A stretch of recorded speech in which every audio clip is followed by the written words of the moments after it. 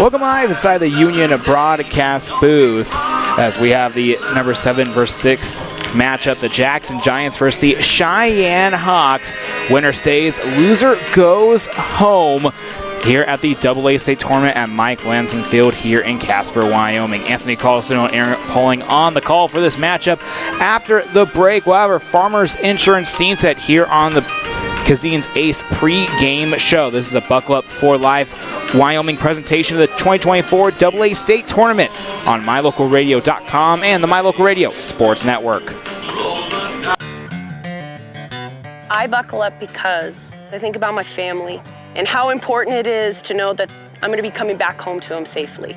My reason for buckling up is that I value safety in my life and I want to make sure I'm there for years to come for my children. My reason for buckling up is to get home to my dog. I buckle up because my wife thinks it's a safe thing to do, and I have 2 beautiful little boys to go home to every night, and I just think it's too important not to get thrown out of a vehicle if you have a rollover accident. I think about my dad when I buckle up. He lost his best friend from not wearing a seatbelt, so I always make sure to wear my seatbelt so he doesn't lose another best friend.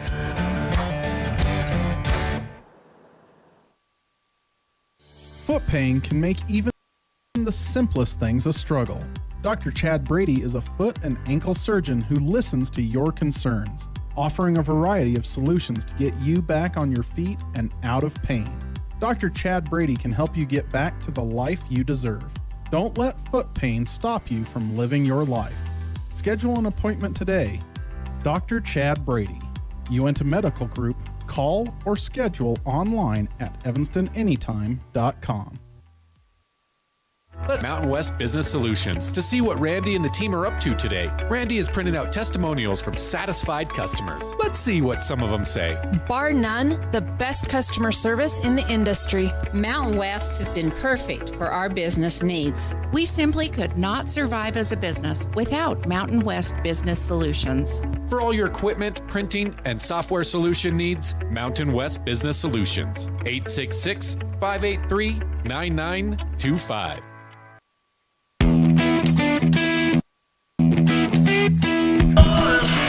Welcome back live inside the Union broadcast booth, Wyoming's premier digital highway. Anthony Colasuono, Aaron Pulling on the call for the second game of the losers bracket here in day 2. Winner go home is the 7th seed, the Jackson Giants, who lost in the nightcap matchup yesterday to Casper, as they'll take the 6th seed, the Cheyenne Hawks, who lost to Gillette in the third game yesterday. And Aaron, both of these sides, didn't play their best yesterday, looking for a new step today in the elimination game. And yeah, part of that is when you're the lower seed in the tournament, those things happen. You're playing pretty good teams. You're getting, teams, guys that they want to set the tone with on the mound, and it kind of happened to both of them. It's an interesting scenario for both of these teams just because you're going in fighting for your playoff lives. Yeah. If you want to continue to play in this tournament, you have to come out and play well today. And these two teams, it's going to be an interesting matchup. We kind of saw some of the desperation in that first game of the tournament when it comes to offense. When you come down, when you get down, you have to really try to get yourself back into the game because you run out of outs quickly. Yeah, absolutely. And, it's going to be a game of outs today as, if one team can get the bats going, other can't. It can get a little topsy-turvy as well. The pitching matchup for today, Zach Hall on the mound for Cheyenne versus Robert Morales for Jackson. Yeah, and it's going to be imperative that you want to get innings out of this starter regardless of, just because you're going to move on in the tournament. You need all the arms you can. It's all hands on deck. Ruskinen for the Hawks last night did a good job of really finishing that game out for them after it was kind of a blowout already. He came in, shut the door, and they only used 1 additional arm to their starter. That's a huge advantage. And Jackson, they had to use a couple more in that game versus Gillette. So we'll see how the arms in the bullpens kind of lined up here, but both teams, they really need innings out of their starters, and they need their starters to set the tone and have a good day on the mound. Absolutely, as when you're a starting pitcher and you can start collectively getting outs more by more and limiting runs and maybe even putting up goose eggs for the other team, it just helps out the team as a whole, and it's a huge momentum boost because in that moment, your defense feels like, hey, we can do anything out there. We're shutting down their bats, and then we're getting back up and possibly hitting runs, and just, momentum is such a huge deal in these state tournaments. Yeah, and a lot of it too is just when you're feeling it at the plate, you're feeling it at the plate. Yeah. And that comes and goes as games go along. It's a funny thing that you can go up there your second time through the order, feel great. Everyone goes up, has a great at bat. They switch the pitcher third time through the order, they come in and mow you down. And the only thing that changed was the guy on the mound. And it's just one of those things in baseball. It's such a weird topsy-turvy sport that you have to capitalize when you get the chance. That's something we saw a little bit with the Stallions early on in Game 1. They left 5 runners on in the first 2 innings, including 3 of them in scoring position. You have to take advantage of your chances because you never know if you're going to get them again. Yeah, absolutely, for sure. That's a Farmers Insurance scene set here on the Casine's Ace pre-game show. We'll have more after the break. This is a Buckle Up for Life Wyoming presentation of the 2024 AA State Tournament here in Casper on MyLocalRadio.com and the My Local Radio Sports Network. Farming requires working with the right equipment. At Covelo Auto Farm Service, you will find the right size tractor, tractor accessories, cattle chutes, and calf corrals for all your farming needs. Covelo's has all your auto needs as well, from fluids to belts to protection for your hands, they've got you covered. Covelo's also offers a service center for your truck and tractors in one convenient location. Covelo's is your one-stop farm and auto shop. Stop in and see them today at 80 Reese Road in Lyman. Covelo's Auto Farm Service. There are 3 things you can always be sure of when you get your tires from Freeway Tire in Evanston. First, they offer a price match guarantee on any published price. Second, whether you're driving across the state for a sporting event or you're just driving around town, you can feel confident knowing that you have top quality tires that have been installed by tire experts. And third, you're always appreciated by the owners and staff at Freeway Tire. It's reflected in the friendly service you receive every time you visit. Freeway Tire, quality tires and great service. Stop in today, 217 Bear River Drive, Evanston. When you have an appointment with the dentist, it's reassuring to know that you're going to be seen by experienced, well-trained professionals. At Bear River Dental in Evanston, Dr. Lester, Dr. Owens, and Dr. Welch check every box. Plus, they're really nice people. Their passion to provide excellent dental care is reflected in everything from state-of-the-art equipment to professional, hard-working staff. Choose the professionals at Bear River Dental, serving patients of all ages. Call today to schedule an appointment.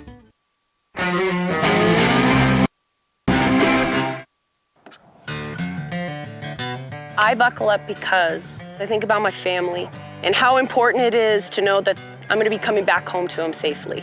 My reason for buckling up is that I value safety in my life and I want to make sure I'm there for years to come for my children.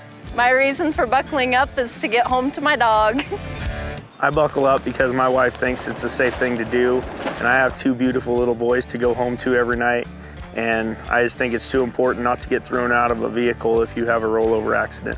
I think about my dad when I buckle up. He lost his best friend from not wearing a seatbelt, so I always make sure to wear my seatbelt so he doesn't lose another best friend.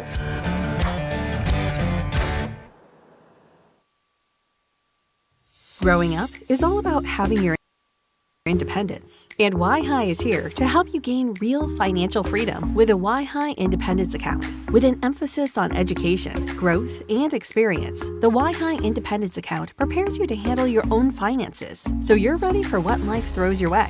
We're talking no parent or legal guardian required on your account, no risk of collections or negative reporting, and no overdraft fees. Find your independence with a Y-High Independence Account today. Ready is committed to providing superior services to our customers by requiring individual accountability for excellence in quality, safety, and dependability. We are a growing company that is currently hiring across Wyoming, Colorado, Texas, Nevada, Idaho, and elsewhere. Our valued team members receive competitive wages, full benefits, and weekly pay. Interested in joining our team? Visit ReadyUSA.com. We are ready. WattSmart is Rocky Mountain Power's energy efficiency program.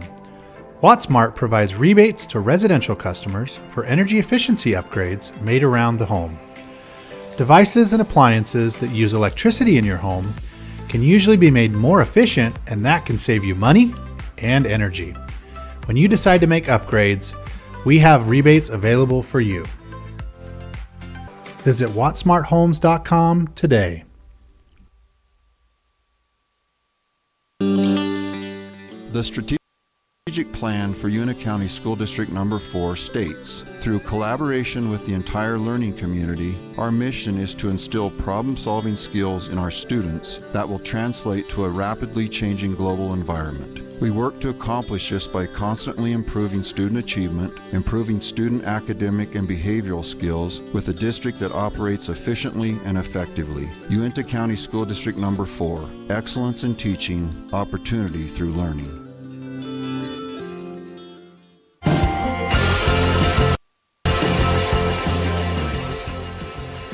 Welcome back live inside the Union broadcast booth. Anthony Colasuono alongside Aaron Poling, as soon we'll get to play, and we'll go over the lineups right now. Jackson, the away team for this matchup, as Cheyenne Hawks the home side in this matchup. The batting order for Jackson leading off, Brendan Menke. On deck will be Carson Beezer, the second baseman. In the hole will be the center fielder, Tegan Morrison, and the rest of that batting order. Batting fourth, Bridger Ohnhausen. Fifth is Wyatt Moore. Sixth, David Garcia. Seventh, Brennan Witt. Eighth is Derringer Holding, and ninth is Bryson Allen. And the defensive arrangements for the Cheyenne Hawks, it'll be Zach Hall on the mound, Matt Naughton behind home plate. At third base, Kyler Hoff. Shortstop will be Quinn King. Second base, Dimitri Cotton. At first base, Aiden Froge. And then in left field, Ryan Reskinen. Center field, Mason Maggard. And then right field, Reed Horton for the Cheyenne Hawks. That's starting lineups for this matchup today, as right now, both sides prepping for this elimination game, and a lot at stake, Aaron. Absolutely. Your season's on the line. You know, these elimination games, you really find out what your team's made of, especially if you're the Giants. You can come out and put a couple runs on the Hawks, put yourself in a good position going into the bottom of the first inning. Scoring first is going to be imperative in this game. Absolutely, for sure, as, you know, the first team, that could be the team that ends up winning, you know, as Rock Springs put up the first run in the game versus Laramie, but ended up falling 5-12. But still, that was a close game throughout, and even when Laramie brought their lead up to about 5 runs, we didn't know what was going to happen because we had 4 to 5 runs across the board in that game. Yeah, absolutely. I mean, teams are going to do everything they can to keep their season alive. I mean, you don't apply pressure to your opponents. That's part of baseball, is putting pressure on your opponents. Half the battle is the mental game of baseball, and if you can apply pressure, that makes the game a lot tougher on the mental side, especially, you know, on the base path. That's the biggest time where I think applying pressure is going to come into play. As for Jackson, I think it's going to be a little more of an advantage for them playing in the earlier game. Last night, they had a couple of fly balls that they just lost in the lights that they really couldn't see. And I'm interested to see how their outfield adjusts to that today, where it's going to be easier. You're not going to have the bank of lights, but you'll be dealing with the sun. Yeah, absolutely, for sure. As the uniforms, Jackson wearing a cream/beige jersey with red numbers and lettering, and then blue outlining around that, as the Hawks wearing their navy blue jerseys with red and white down the sleeves, and then white numbers and letters with red outlinings and white pants, as they will take the field right now. They're ready to go. And a little bit of a tape yesterday for both of these sides. Jackson lost to Casper 12-2 in the nightcap matchup, and then Gillette won 9-2 against the Cheyenne Hawks. And on the mound for Cheyenne, it will be Zach Hall, starting pitcher for the Hawks. Hall did not pitch yesterday, so a rested arm here for the Hawks, as he will get warmed up here with Matt Naughton, his catcher. Yeah, it's going to be important for the starting pitchers, like we said, for both sides to get off to good starts and get deep into these games, just so you can save arms for if you do move on in the tournament. And obviously, the more important things, you have to win today's game. It's all hands on deck to win. You deal with tomorrow, Because if you try to save someone for tomorrow and you end up losing this one, that pitcher kind of goes by the wayside. And, there's no tomorrow without a win today. Yeah, absolutely. And the winner of this matchup will take on the loser of Sheridan versus Cheyenne Sixers. Two of the top teams, Sheridan the 4th seed, Cheyenne the number 1 seed in this year's AA state tournament, as Laramie, who won against Rock Springs in our first game of the day, will take on the loser of the nightcap, which is the Gillette Riders versus the Casper Oilers. Yeah, Rangers, of course, were able to win today's game without using Brendan Chavez on the mound. You got to imagine he's probably going to go tomorrow, regardless of who goes to play the Rangers. Absolutely. As now we will get underway here in the top of the first. Brendan Menke, the DH, to lead off today for the Giants. Carson Beezer on deck, and Tegan Mortensen in the hall. Takes a deep breath, kicks and fires the first pitch at 1:06, and first pitch called a ball. Yeah, it's a little bit of an overthrow to start. Sometimes the adrenaline's pumping a bit. That first strike sometimes can be the hardest one to get for a starting pitcher. The 1-0 offering here from Hall, and that goes outside of the plate. 2-0. The count now for Menke. Menke went 0 of 2 yesterday in the loss to Casper. The 2-0 offering, 2-1 fastball. Clips the zone. And Hall has put pressure into this count.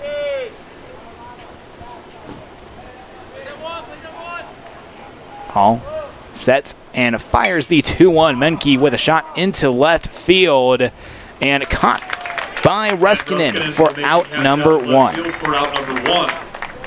It's a nice job bouncing back. You fall behind 2-0. You attack the zone, back-to-back pitches in the zone. And you get that fly out. Sometimes as a pitcher, all it is executing pitches that can get put in play and allowing your defense to work. Carson Beezer to the plate here, the second baseman in today's matchup for the Giants. He went 1 of 3 yesterday and was able to round the bases once for Jackson. Hall kicks and fires. First pitch, first swing by Beezer. And the center fielder in Magger dives for it. And it will be a single for Beezer. Brings up the center fielder, number 4. Got that one just off the end of the bat, but we've talked about it throughout the tournament. Sometimes you're more fortunate as a hitter with the balls that aren't crushed. Yeah. As that was a pretty good swing just off the end of the bat. Gets rewarded with a base hit. He also had Quinn King and Ruskinen coming in to try to help as well. And now Tegan Mortensen, the center fielder, to the plate. Hall with the offering, and ball 1 to Mortensen. One out here in the top of the first. Beezer on first base. The 1-0 offering from Hall. Mortensen waits on that one. Now a 2-0 count. Yeah, Hall kind of a cross armor out of the stretch. Stands in that closed stance. What that does is it really hides the ball from the hitter. Forces the hitter to try to find the arm through the body. Pick off attempt at first, and Beezer safe there. Kind of similar to Damian Valerio for the Rock Springs Stallions we saw earlier on, where they kind of push their backs a little bit forward to hide the ball. I mean, not quite as extreme as Valerio. Yeah, not quite as extreme. The 2-0. Swing and a miss by Mortensen. And now a 2-1 count here with 1 out in the top of the first. Well, it helps hide that ball. And, any chance a pitcher can hides the ball, it makes it that much harder on the hitter. Hall sets and deals the 2-1. Mortensen with a shot into center field. Maggard racing after that one, and that hits off the wall. And right now, Mortensen will stop at second. Beezer at third, and Mortensen was tailing Beezer quite a bit right there. Yeah, Beezer did not get the best jump on that ball.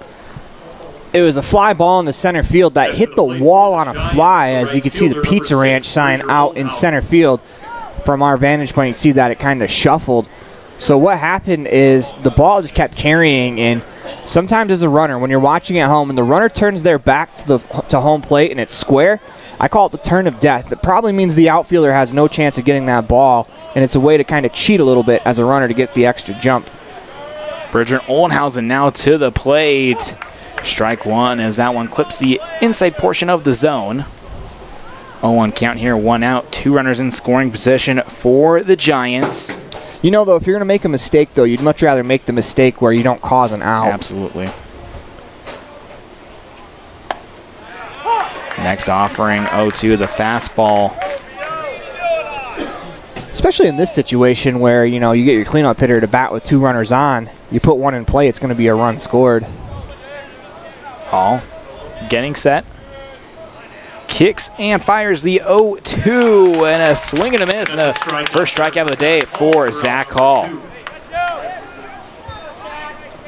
Next to the plate for the Giants, the first baseman, number 8, Wyatt Moore. And now Wyatt Moore up to the plate here with 2 outs, and runners on second and third here for the Giants. So a good job bouncing back right there on the mound from Hall, not letting that long fly ball affect him. Sometimes when a pitcher has a ball hit off him like that, it really affects them. Moore went 0-2 last night. And the first offering to Moore clips the bottom part of the zone. 0-1 the count here, 2 outs in the top of the first. No one on the scoreboard yet. Hall gets set. Kicks up the leg, the 0-1. And called strike 2. Now a 0-2 count. That's a good job by Hall, really firing back. You know, runners on second and third, maybe a little lucky, didn't give up a run on that double. Was able to get one more strike. He's able to dance out of the jam. The 0-2 offering. Grounder out to the third baseman and Hoff. The throw to first. And the first baseman went off the bag. The second runner going home and is safe. And 2 runs come across for the Giants. That is tremendous base running there by the trail runner for the Giants. Just understanding that on a play like that, if they throw the ball across, the runner's going to be out if it's on the base. Yeah. But if it's off the base, you're going to get yourself an extra couple of seconds to try to score that run. And the throw did pull the runner that allowed that run to score. It's now 2-0 in favor of the Giants. Now David Garcia to the plate.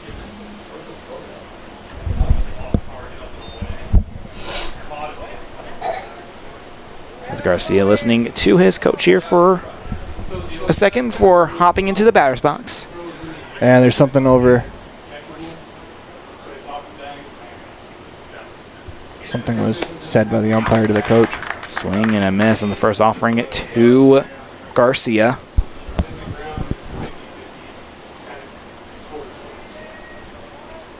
Two 2-0 on the Heritage Auto Evanston scoreboard in favor of Jackson.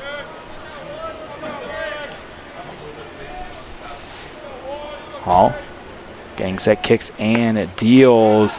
Pickoff attempt to first, and Moore is safe. It's a good job here by the Giants to get out on top, apply the pressure. Obviously, the Hawks are going to have opportunity to respond, but you go up 2-0, yeah, feeling good heading into the field. Little step there in the 1-1.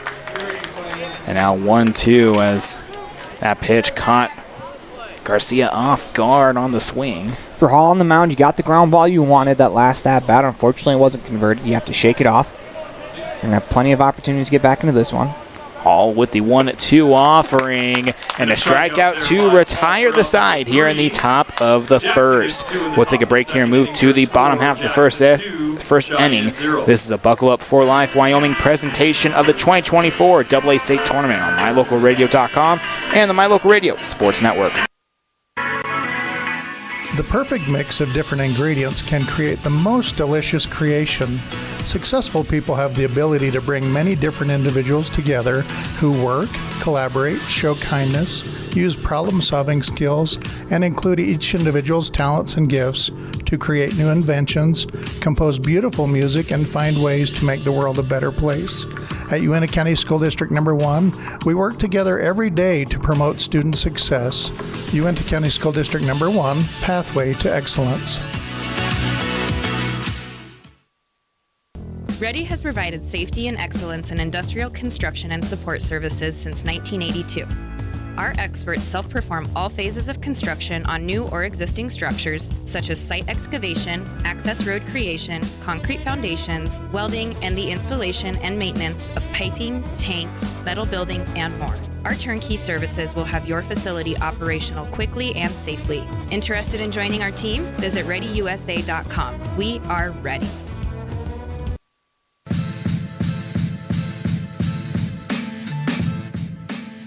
Welcome back live inside the Union broadcast booth, Wyoming's premier digital highway. 2-0 in favor of Jackson. Anthony Colasuono and Aaron Poling on the call, as now the Hawks will be up to the plate. The batting order for the Hawks goes like this. Quinn King to lead off. Mason Maggard on deck. Reed Horton in the hole. And the rest of the batting order, batting fourth, Aiden Froge. Fifth is Ryan Ruskinen. Sixth, Kyler Hoff. Seventh, Caden Tafoya.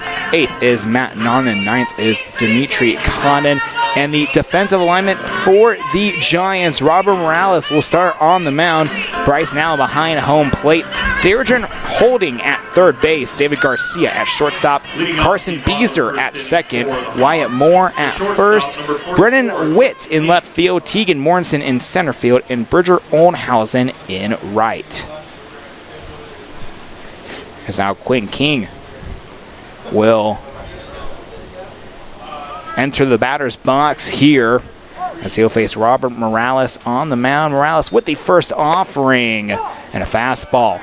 Grazes the top of the zone, 0-1 count. Important inning for Morales if you can get the shutout inning and get back to the bat.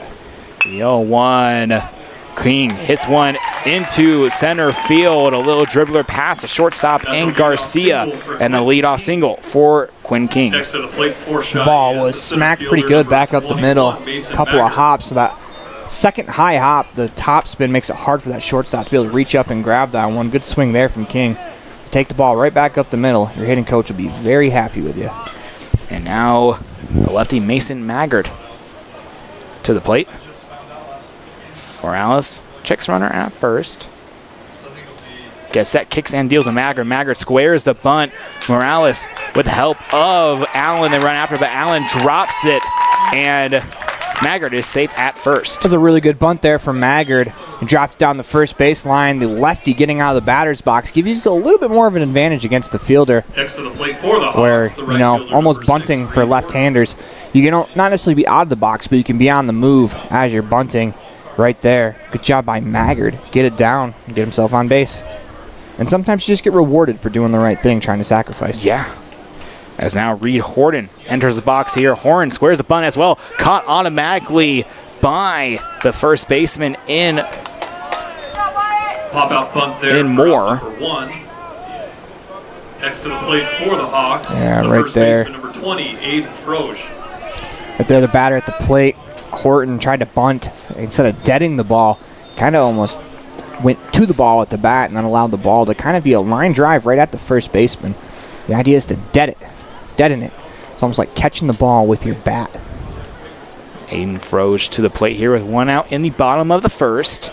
Runners on first and second for Cheyenne. Morales finds the inner part of the zone. 0-1 is now a talk here. Allen to Morales. This might be changing signs, as I think the catcher picked up on something that Quentin King was doing at second that seemed like relaying the signs, which is always smart. You should always have different signs for the runner on second just in case. We covered the Evanston Outlaws, and Braxton Bauer, first baseman for the Outlaws, anytime he's on second base, relays the signs back, but doesn't do a very good job of being smooth about it. Teams are able to pick it up pretty easily. The 0-1 offering from Morales, and second offering is called for ball one. Typically, when I played, we'd go, you know, if you tip your hat with your left hand, that'd be fastball. If you tipped it with your right hand, that'd be off speed. Morales with the 1-1 offering below the zone on the fastball now. 2-1 the count. 2-0 in favor of Jackson. I think King over at second base is trying to time up Morales' move home there. Morales kicks in, deals the 2-1. Froge gets it past the third baseman. King will round third. The throw to home, not there. And an RBI single for Aiden Froge. Yeah, he drilled that ball right out holding at third base. They call it the hot corner for a reason. That's a tough play to make as Froge turned on that one. A missile gets the Hawks back within one. 2-1 now on the Heritage Auto of Evanston scoreboard. As now Ryan Ruskinen, the left fielder, to the plate.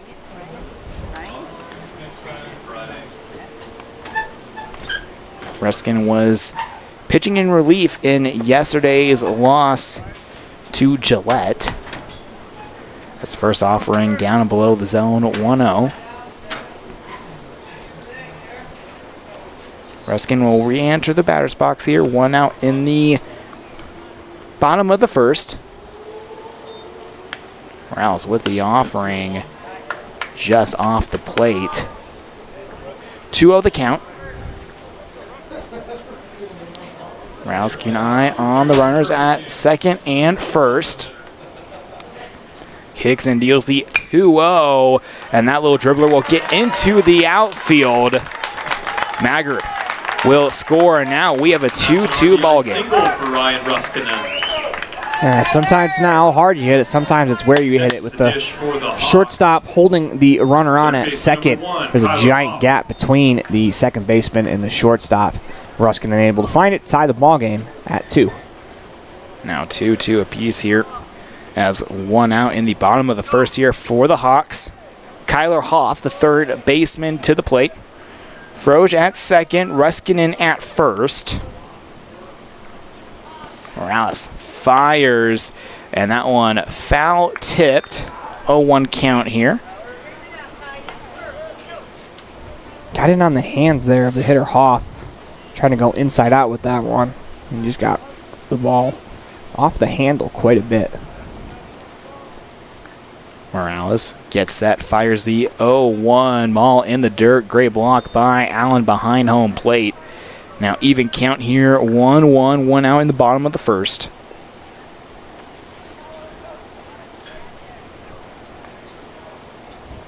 Off in the box. Morales the 1-1. Just above the zone, make it 2-1. Hoff went 0 for 2 yesterday.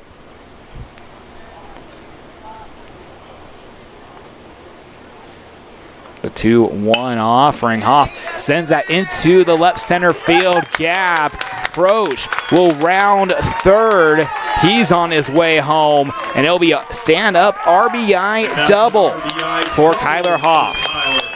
Good piece of hitting there by Hoff. Good base running, too, as well by the Hawks. Just understanding that ball is going to be in the gap. It's going to be a long run for the left fielder to get there to knock it down as they all take the additional 90 feet. As now the Hawks take a 3-2 lead here in the bottom of the first. They respond back to the 2 runs in the top of the first by the Giants. And now the DH, Caden Tafoya, to the plate. Yeah, it's a good job by the Hawks just answering back. Sometimes in baseball, what you really need is just answering. So fix the Heritage Auto of Evanston scoreboard. Oof. As that foul tipped off of Tafoya.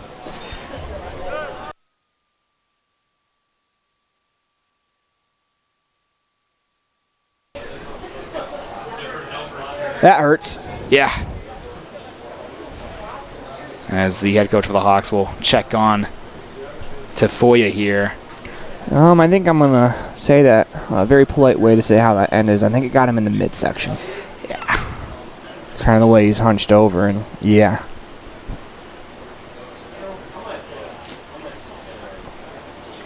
So talk with Tafoya here as Caden Tafoya in the DH spot in today's matchup.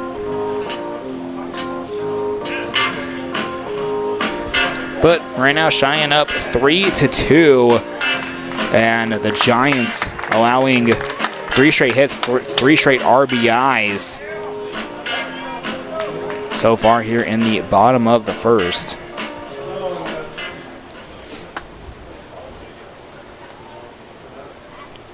So now Tafoya will stand into the box once again. If I'm on the mound, I'm throwing a breaking ball at his feet right now.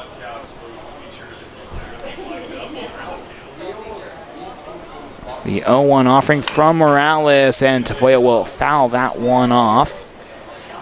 Yeah, he does just that. Morales with a good breaking ball there. Tafoya just gets a piece of it to fight that one off. And the reason you do that is, you foul one off yourself. You start one in that area, you might do it again.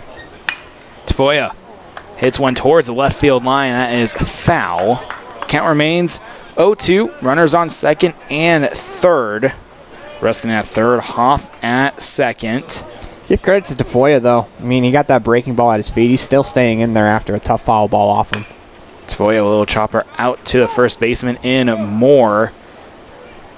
And it looks like it's a foul ball. As a foul ball. So Tafoya will pick up his bat and take the jot back to the batter's box.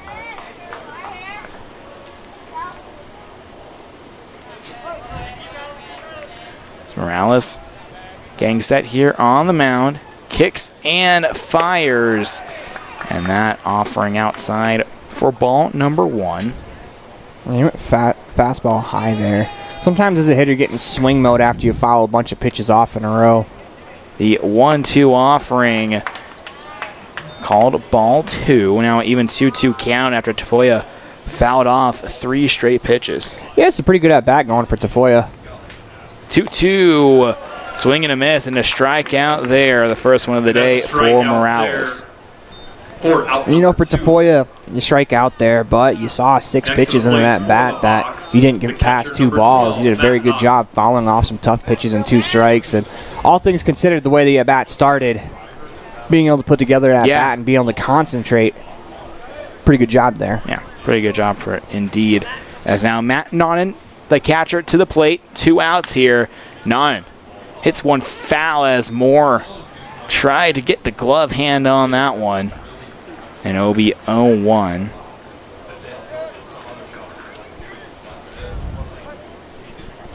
Morales kicks and deals the 0-1. Ball off the plate. 1-1.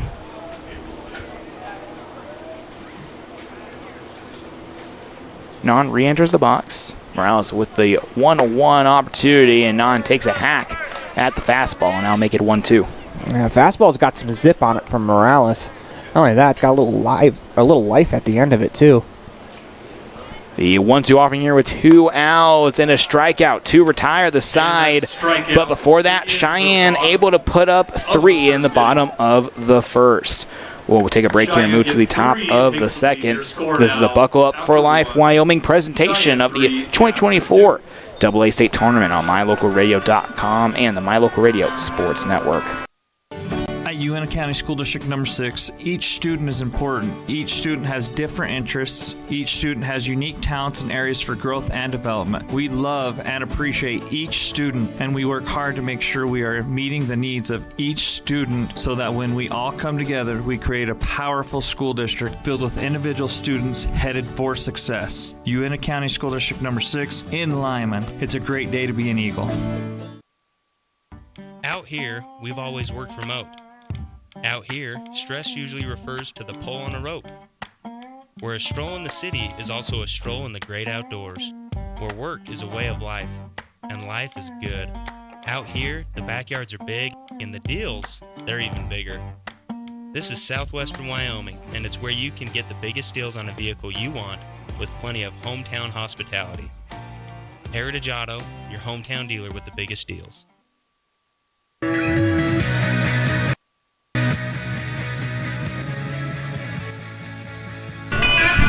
Welcome back live inside the Union broadcast booth. Anthony Colasuono alongside Aaron Poling as a eventful first inning. Jackson put up 2 in the top of the first, but Cheyenne responded with 3 of their own. And now the Hawks lead 3-2 to start the top of the second.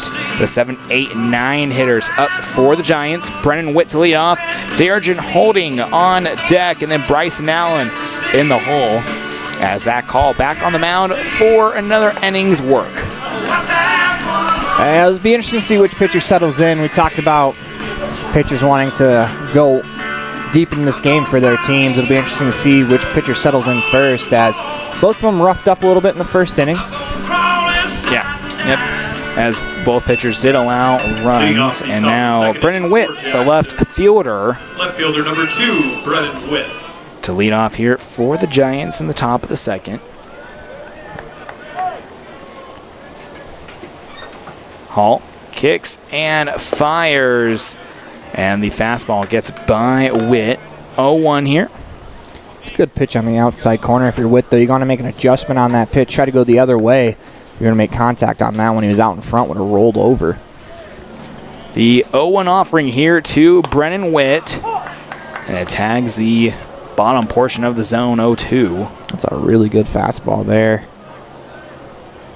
Not a lot of damage can be done with that. If I'm on the mound for Hall, try to go a little bit further outside, see what you can get out of the home plate umpire. The 0-2 offering and a strikeout, looking to start the top of the second.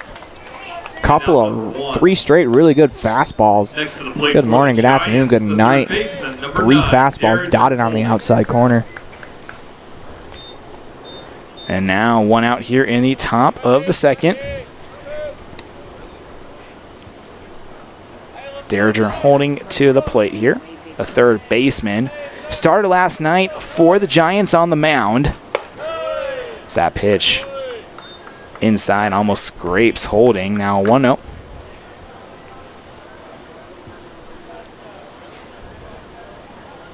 Hall gets set. Kicks and deals, and Holding sends one into left field. Tracking back is Reskin, and that one touches the wall, and it will be a 1-out double for Derringer Holding. Holding crushed that ball. He turned on a fastball that was center cut. One hops it off the fence out in left field. As we talked about quite a bit throughout this tournament, that left field fence, that's quite a poke just to get the ball out there. Holding crushed that one, now standing in scoring position with 1 out. Number 14, Bryson Allen. Now Bryson Allen to the plate. Allen went 1 of 2 yesterday with 1 RBI. Was the third baseman yesterday. Swing and a miss in the first offering by Hall. Now 0-1 count here, 1 out in the bottom of the second, 3-2 in favor of the Hawks. Hall looks at the runner in second in Holding. The 0-1 and a foul ball along the first baseline, now an 0-2 count. That ball had some funny spin on it. Just the way it came off the bat when it hit the ground over that first base froze. You kind of took a left turn on him. Obviously the ball was foul, but it's an interesting observation. Turnaround pickoff attempt at second base, and Holding is safe. Just trying to keep Holding honest as he is in scoring position. Hall gets set here for the 0-2 offering to Allen. Keeps an eye on Holding. The 0-2, a little dribbler out to the second baseman, and Connon the throw to first in time for out number 2. Holding will advance to third base. You know, that's a good approach there at the plate from Allen. Go to the right side. Top of the order here for the Giants. Batting next to advance that runner to third. Now, you know, one gets away from the catcher, you're going to score a run. That's a really good approach there from Allen. And now Brennan Menke to the plate. Top of the order here for the Jackson Giants. Runner 90 feet away from scoring. Hall getting set here against the DH. Menke will foul one off. Now will go out of play. 0-1 here, the count. Menke on his first at-bat flew out to left field.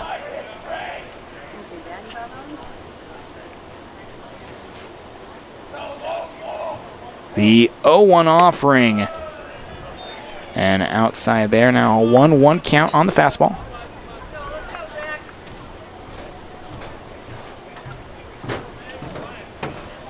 Runner at third in holding in this 3-2 ball game.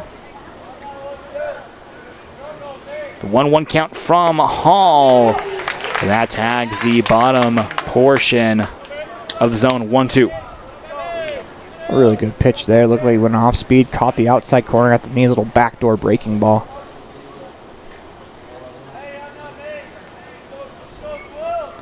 Hall with the 1-2, and that is fouled off once again. Goes over the backstop and over the stands as well, and out of play. It's a good job just reaching out and touching that ball by Menke. This is a fastball that looked like it was on the outer part of the plate. Tough pitch to handle. Just got a piece of it to stay alive. The 1-2 offering here for Zach Hall.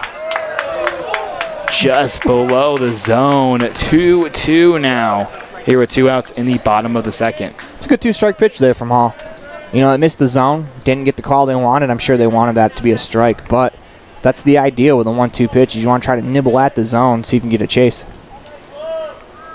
The 2-2 from Hall. Menke with a little dribbler. Once again out to Cotton. The throw to first in time to Froge. That almost flirted with danger there. Yeah, Cotton had the ball pop out of his glove. He's able to barehand it, though.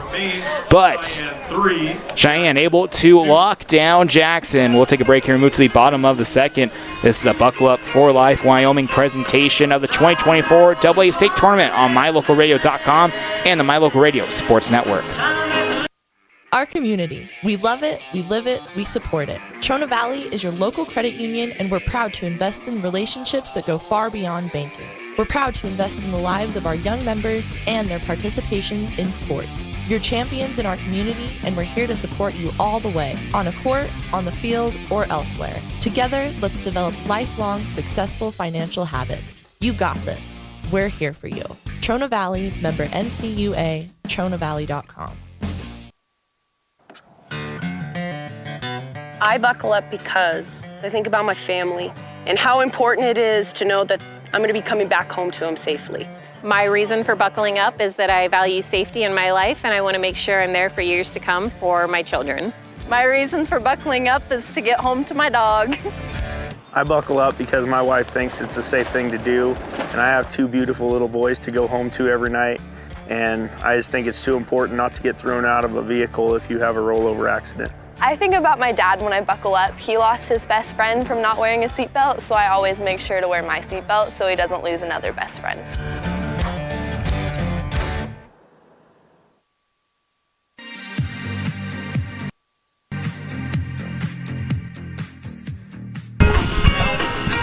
Welcome back live inside the Union broadcast booth. Anthony Colasuono alongside Aaron Poling. Bottom of the second, Cheyenne up 3-2. And it'll be the 9th hole hitter, Dimitri Cotton, leading off, as on deck will be Quinn King. He will start the top of the order. And in the hole is Mason Maggard, holding at third, receives the ball and throws it to the first baseman, to Moore in time for out number 1. That's a nice play over there at third by Derringer Holding, charging, throwing on the run. That's something that kind of when I was in high school, you know, a while ago now, it seems, holy cow, almost 10 years ago, that they were really starting to implement that in most teams' regiments of when you field ground balls, field it and throw on the run, because it's such an important play that you have to make as an infielder. Now Quinn King to the plate. And the offering, the fastball, hits the dirt, so 1-0 here. Yeah, King scorched a ground ball back up the middle for a base hit his first time up. The 1-0 offering from Morales to King. And that one tags the inside of the zone. Make it a 1-1 count.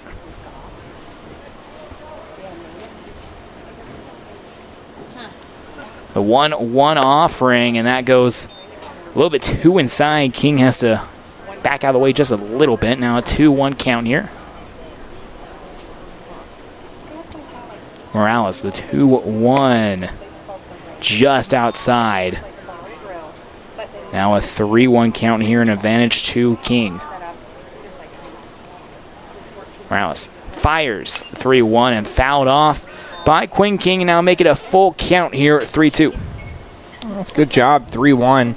not just giving into the hitter, picking a third of the plate and going in on that inner third. King set in the batter's box. Morales kicks and winds the 3-2, and that's ball number 4, and it will be a one-out walk for Quinn King. It's a good take there by King, just understanding the situation. That's a 3-2 pitch and recognizing that breaking ball early and laying off of it. And that's the first walk of the day for Robert Morales. Now Mason Maggard to the plate. Maggard got on base with a bunt. Shows bunt once again. King going to second. The throw gets away from the second baseman in Beezer. And it'll be a stolen base for King. Good hustle by Mortensen, the center fielder, to come in and back up that throw. Last thing you want to do after a stolen base is allow a runner to advance on the throw. Does a good job making sure that runner stays at second. Morales fires. Maggard bunts, automatically caught by Morales on the mound. King has to dive back to second base. And now 2 outs here in the bottom of the second.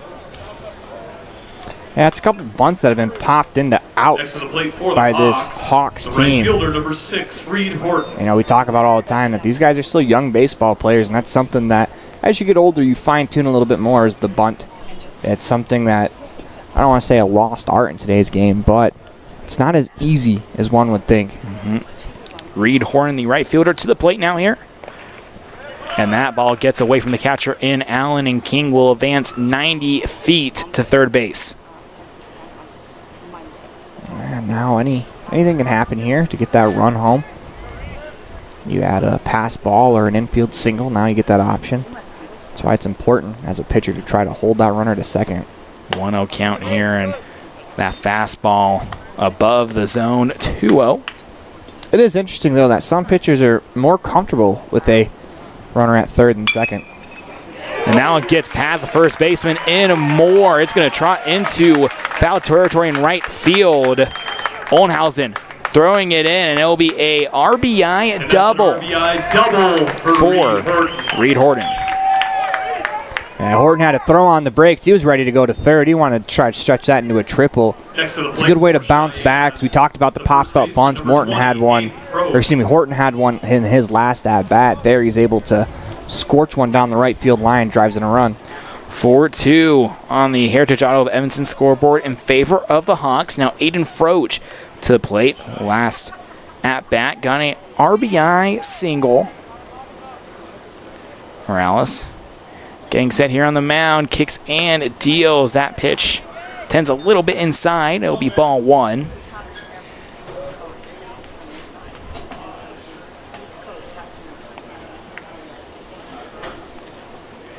The 1-0 offering, ball in the dirt, good.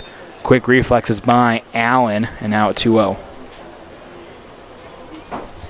Yeah, catcher's a thankless position, man. I mean, got to slide over, make that play to the right.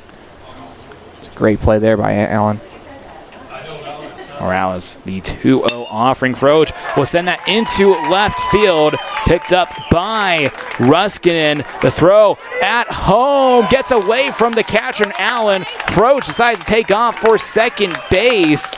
And Cheyenne puts another one on the board. For Aiden Froch. Has a pretty close play at the plate. Nice swing by Froch as he absolutely drilled that ball. It's a couple of balls he's turned on today as big, strong kid drilled that one. Almost hit it too hard as Witt had a play at the plate. Ryan Ruskinen to the plate. Sound attacks the outer corner of the zone. 0-1 here with 2 outs. 5-2 in favor of the Hawks. On that last throw home from Witt, I'd like to see him fielding that ball on the move so he can use his momentum into the throw. Ruskinen will foul one off. And it goes off the top of the Union broadcast booth. 0-2 ahead here. Rounds with the 0-2 offering. That gets away from Allen and bounces up. Froch will take to third base. And now another Hawk 90 feet away from home plate. And breaking ball's got spiked in the left-handed batter's box. Real tough for Allen to keep that one in front. Did a good job getting over to get in front of it. Just kind of rode up him in a way. Morales working with a 1-2 count on the mound here. Lichtenstein kicks and fires the 1-2, and that gets by the second baseman. And it will be a RBI single. RBI single for Ryan Ruskinen. Yeah, Ruskinen right there got that one off the cap of the bat. Next to the plate for But the third sometimes baseman, not about how hard you hit it, it's about where you hit it. Goes the other way with it. There's that giant hole between second and first. Absolutely. Now 6-2 in favor of the Hawks on the Heritage Auto of Evanston scoreboard. As now Kyler Hoff had an RBI double on his first at-bat, now to the plate as that fastball above the zone, 1-0 the count. And Hawks have put up 3 in back-to-back innings. Ruskinen at first. And that one tags the bottom of the zone, make it now a 1-1 count. Morales checks the runner at first. The 1-1 and a straight one out to the shortstop in Garcia, and Beezer there at second for the force out, and that will be the third out here in the bottom of the second. We'll take a break here and move to the top of the third. This is a Buckle Up for Life Wyoming presentation of the 2024 AA State Tournament on MyLocalRadio.com and the My Local Radio Sports Network. We offer rebates on energy-saving products and equipment for our customers. For example, your home's heating and air conditioning system draws significant amount of electricity during certain times of the year. We offer cashback for heat pumps, which use energy-efficient technology to heat and cool your home. We also offer rebates on appliances and smart accessories like smart plugs and smart switches. Really, for anything that draws electricity in your home, we usually have some type of rebate to offer you. Visit wattsmarthomes.com today. The strategic plan for Una County School District Number 4 states, through collaboration with the entire learning community, our mission is to instill problem-solving skills in our students that will translate to a rapidly changing global environment. We work to accomplish this by constantly improving student achievement, improving student academic and behavioral skills with a district that operates efficiently and effectively. Uintah County School District Number 4, excellence in teaching, opportunity through learning.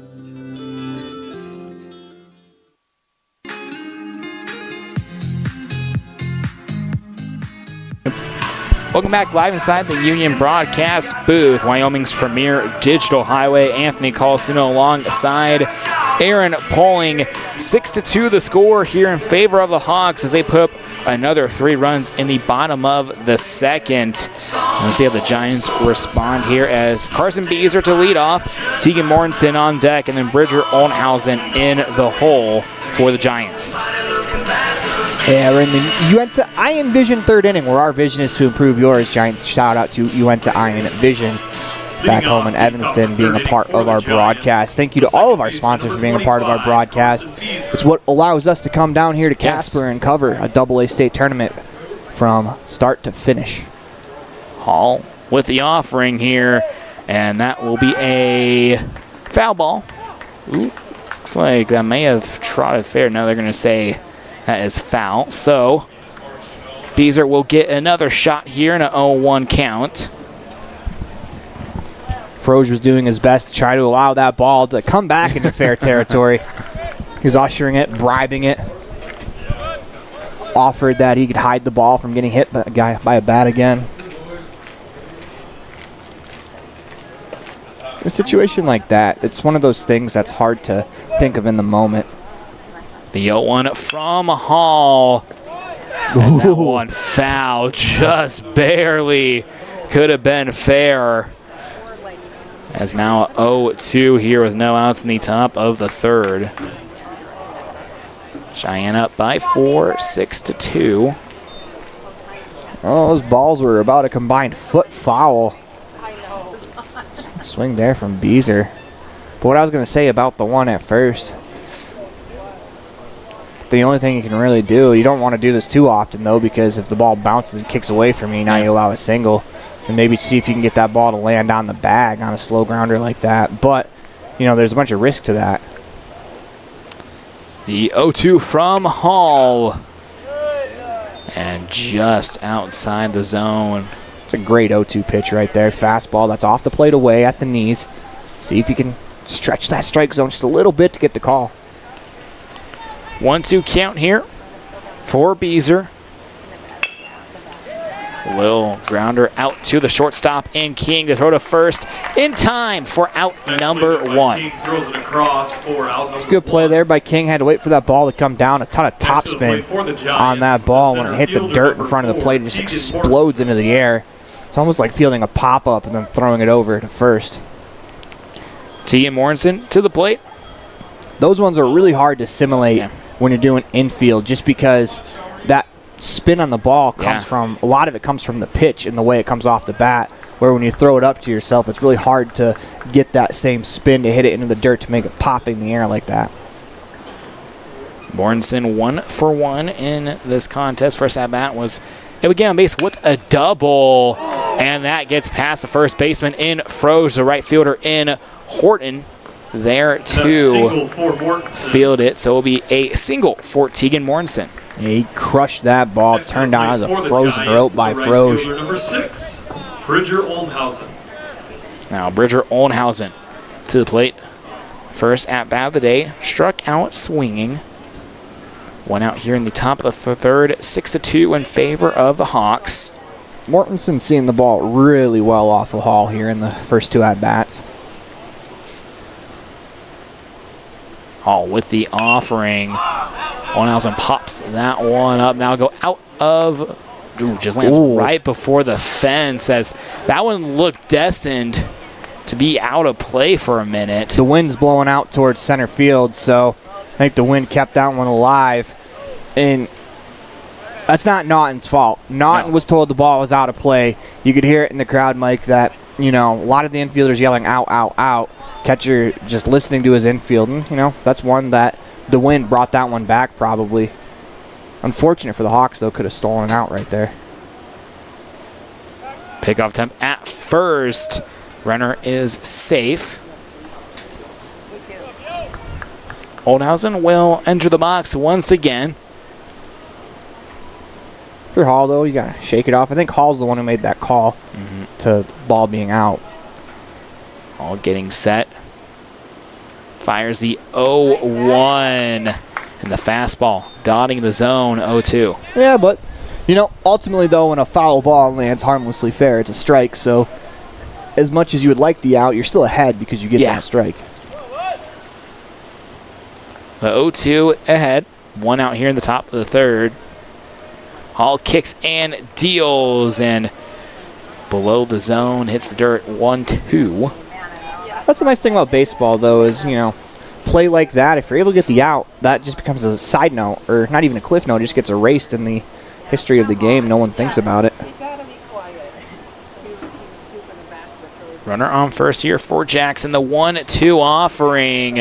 And Oldhausen strikes out for the second time today. And now out number 2.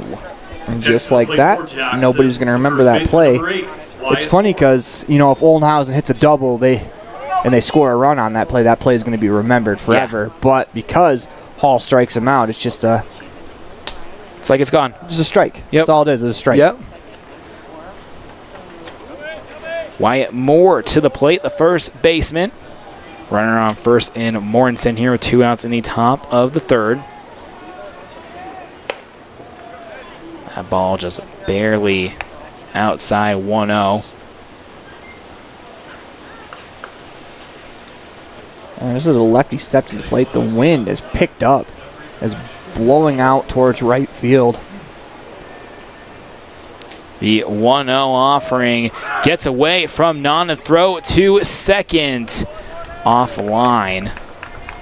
And Morrison will advance to second base.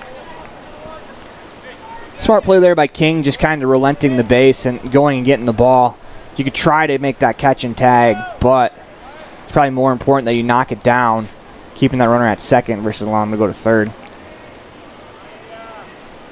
Hall keeps an eye on Morrison at second. The 2-0 offering, swing and a miss by Moore. And now a 2-1 count. It's a really well placed fastball in on the inner third. When you fall behind like this as a pitcher, you want to pick a third of the plate to work with and try to find it. Hall gets set. Keeps an eye on Morrison, the runner in scoring position at second. The 2-1 offering and fouled off by Moore as that clanks against the bleachers. And now even 2-2 count. The Hawks trying to get that final out here in the top of the third inning.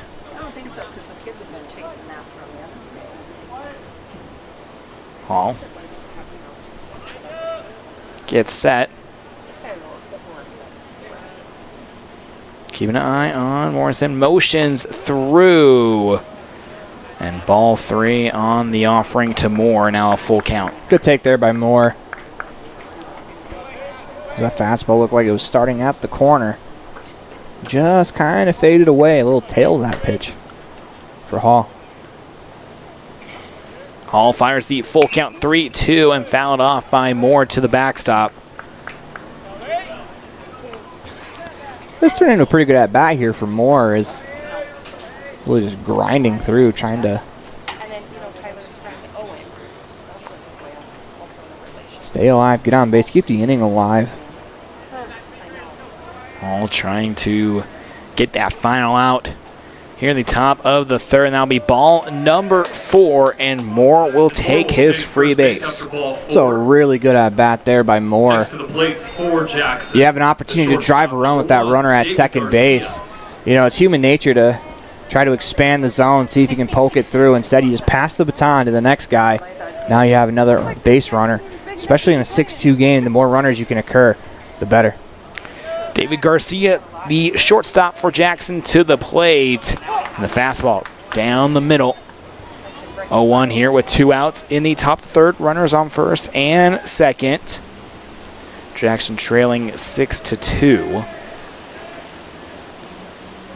Hall getting set once again here on the mound. Eyes a runner at second base. The 0-1 offering, swing and a miss, strike 2, and Naughton quickly popping up to his feet, ready to throw. And Morrison will take a little walk back to second base here now. 0-2 count for Hall and company. Really good pitch on the 0-1. Pulled the string on him a bit. Went with something off speed, had him out in front. The 0-2 offering and above the zone.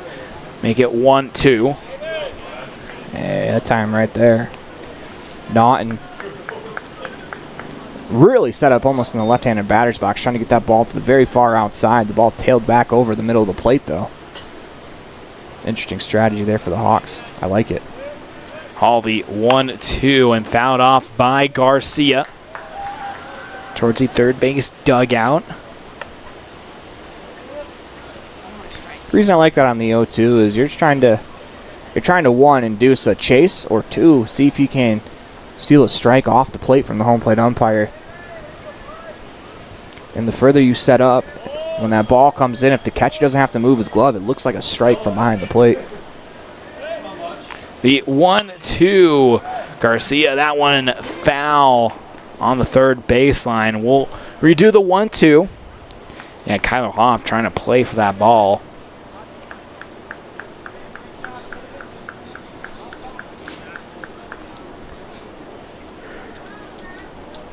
Giants are battling here. I mean, 2 outs in the third inning. Hall is about to throw his 55th pitch of the game. Hall getting set here. Kicks and deals the 1-2 and a strikeout to retire the side here in the top of the third. We'll move to the bottom half of the Uinta Iron Vision third inning after the break. This is a Buckle Up for Life Wyoming presentation of the 2024 AA State Tournament on MyLocalRadio.com and the MyLocal Radio Sports Network. When participating in sports, there's always a lot to talk about performing at the top of your game. I'd like to expand on that and ask, how about performing at the top of your game in every part of your life? This is Dr. Todd Hoover with Hoover Chiropractic. I offer solutions to help improve all aspects of your game called life. Pain management, migraines, allergies, emotional release, nutritional supplements based on blood tests, and improved athletic performance. To help you perform at the top of your game every day, call today to schedule an appointment in Evanston or in Kemmer. Hoover Chiropractic, 307-789-0043.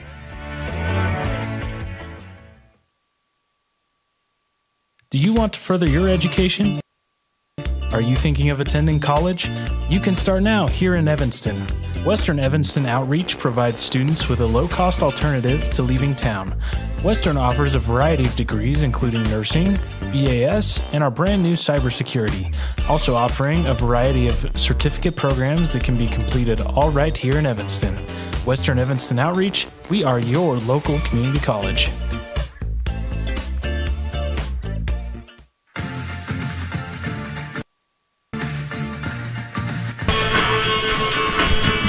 Welcome live back inside the Union broadcast booth.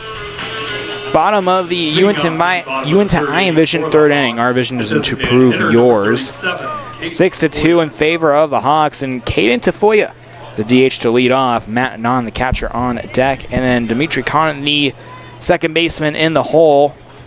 7, 8, 9 hitters up here for the Hawks. Morales still on the mound for the Jackson Giants, as Tafoya shies away from that one as that goes a little bit inside on him. 1-0 count.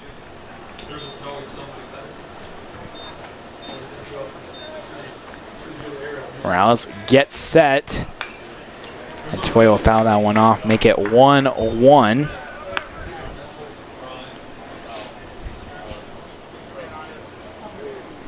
Tafoya, a strikeout victim on his first at-bat of the day.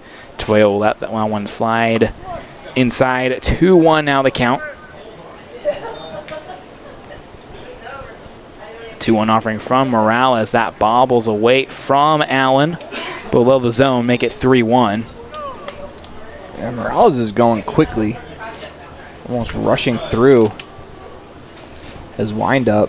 I can see him take a deep breath and just get himself under control. A 3-1 offering and a little dribbler off the mound. The shortstop in Garcia in time to Moore at first for out number 1. That's much better for Morales there on the mound. He slowed down his windup just a little bit, allowing himself to let his legs and his body stay in tune, where if you rush through your windup, your body's got to catch up. And now Matt Non to the plate. But Garcia saves what possibly could have been maybe a single. Now, yeah, Garcia did a good job, too, of understanding the runner in the box and knowing that you have time to make a good firm throw, not rushing. Strike one on that offering to Non. I like that idea. Squared to bunt. Just didn't execute it well. Now you're going to pull that third baseman in. The 0-1. And strike 2. Now 0-2 count. So first baseman Moore on that previous pitch was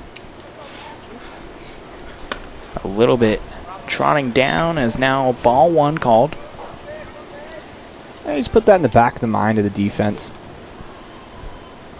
The 1-2 offering just below the zone. Now a 2-2 even count here with 1 out in the bottom of the third.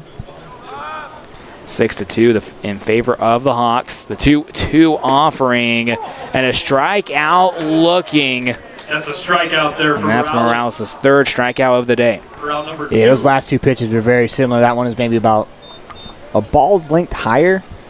And, you know, you get 2 of them in a row like that, you're probably getting rung up on the second one. Second baseman number 3, Dimitri Cotton. Dimitri Conant to the plate, 0 for 1 on the day. Over 3 overall so far in the AA state tournament. Watches the first offering sail by, a fastball in the zone, 0-1. 2 outs here in the bottom of the third. The 0-1. And that ends off the plate, 1-1.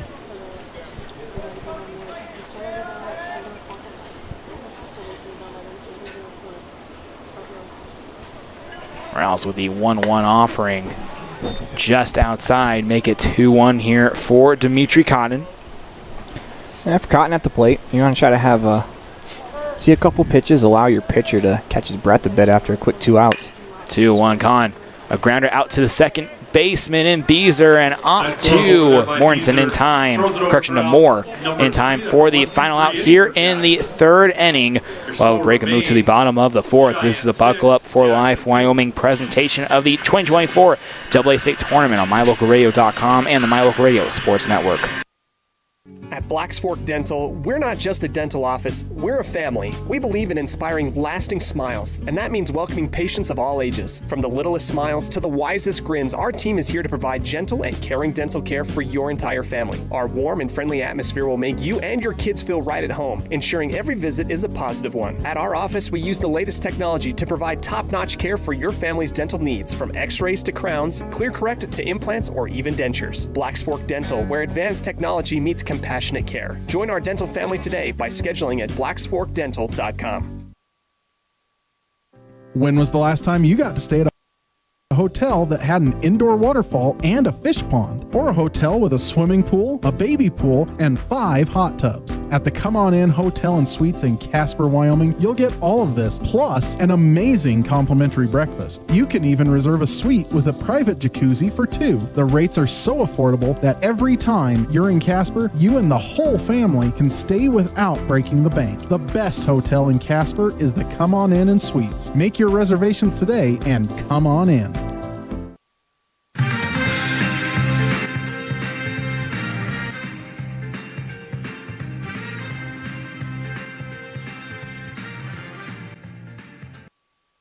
At Blacks Fork Dental.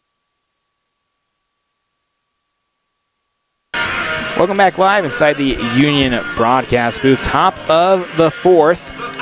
Hawks up 6-2 over the Giants. And the 79 hitters up for Jackson. Brennan Witt, Derringer Holding, and Bryson Allen. Zach Hall still on the mound for the Hawks. Number 2, Brennan Witt. Hall gets set here. Fires the first offering to Witt and a swing and a miss for strike 1. That looked like a changeup out of the hands of Hall there. Kind of the swing and the way that ball tailed. With a little off speed. That was a nice pitch. Hall gets set, kicks, and fires the 0-1. That one goes inside. Now make it a 1-1 count. Every kid's in a hurry in their life to learn the curveball, but I think every kid should be in a hurry to learn that changeup. If you can pair a good changeup with a fastball, that's really tough to hit. The 1-1 offering just below the zone. 2-1 out the count. There's really no spin signifier of a changeup, so that's what makes it really hard to hit. It comes out of the same arm slot where a breaking ball, after you see a couple of them, you can start to pick up the spin out of the pitcher's hand. The 2-1 offering that tags the bottom outside corner of the zone, make it 2-2. Witt went out looking on the strikeout. The 2-2 offering just above the zone. Full count here, 3-2 for the left fielder.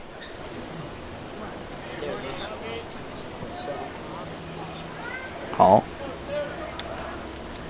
likes the sign, kicks and fires the 3-2 offering. Little chopper out to the shortstop in King. The throw to first into Froge. Looks like he pulled his foot. Yep. So it will be a single for Witt. Next to the plate for the Giants. That would be error instead. Third baseman, number 9, Derringer Holding. Be interesting to see if they maybe check with the home plate umpire. Derringer Holding to the plate.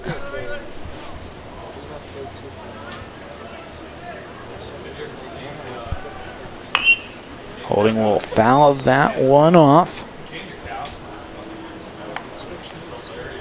Witt at first here, no outs in the top of the 4th. Jackson trailing by 4, 6-2. Holding 1 for 1 on the day. And a 1-out double. Holding a little chopper foul. Oh, good hands over there by Huggy. Right? That's why coaches are the best to learn from. You know, I think coaches love when ground balls come. Not like obviously ones that are missiles, like, good fieldable one that they can show off their hands. I think they love that. The 0-2 runner going at first base, holding, hits scoring. one into the left center field gap. Rounding a third is Witt. He's going to score in a stand-up RBI double for Deirdre Holding. Right there, the hit and run pays off to perfection as the runner was off on the pitch. Holding drills that ball in the left center field, and just because by the time that ball's off the bat, the runner taking off from first is nearly to second, he's able to touch the bag at second. At that point, it's almost like trying to score on a single. Yeah. It's a great swing by Holding, as he's had a couple of them. And now back-to-back doubles for him, if I'm correct. Yes. Yep, 2 for 2 with back-to-back doubles. Now the lead cut in half. 6-3 on the Heritage Auto of Evanston scoreboard. Bryson Allen to the plate. Hall with the offering. Allen scoots a little bit out of the way of that one. 1-0 count.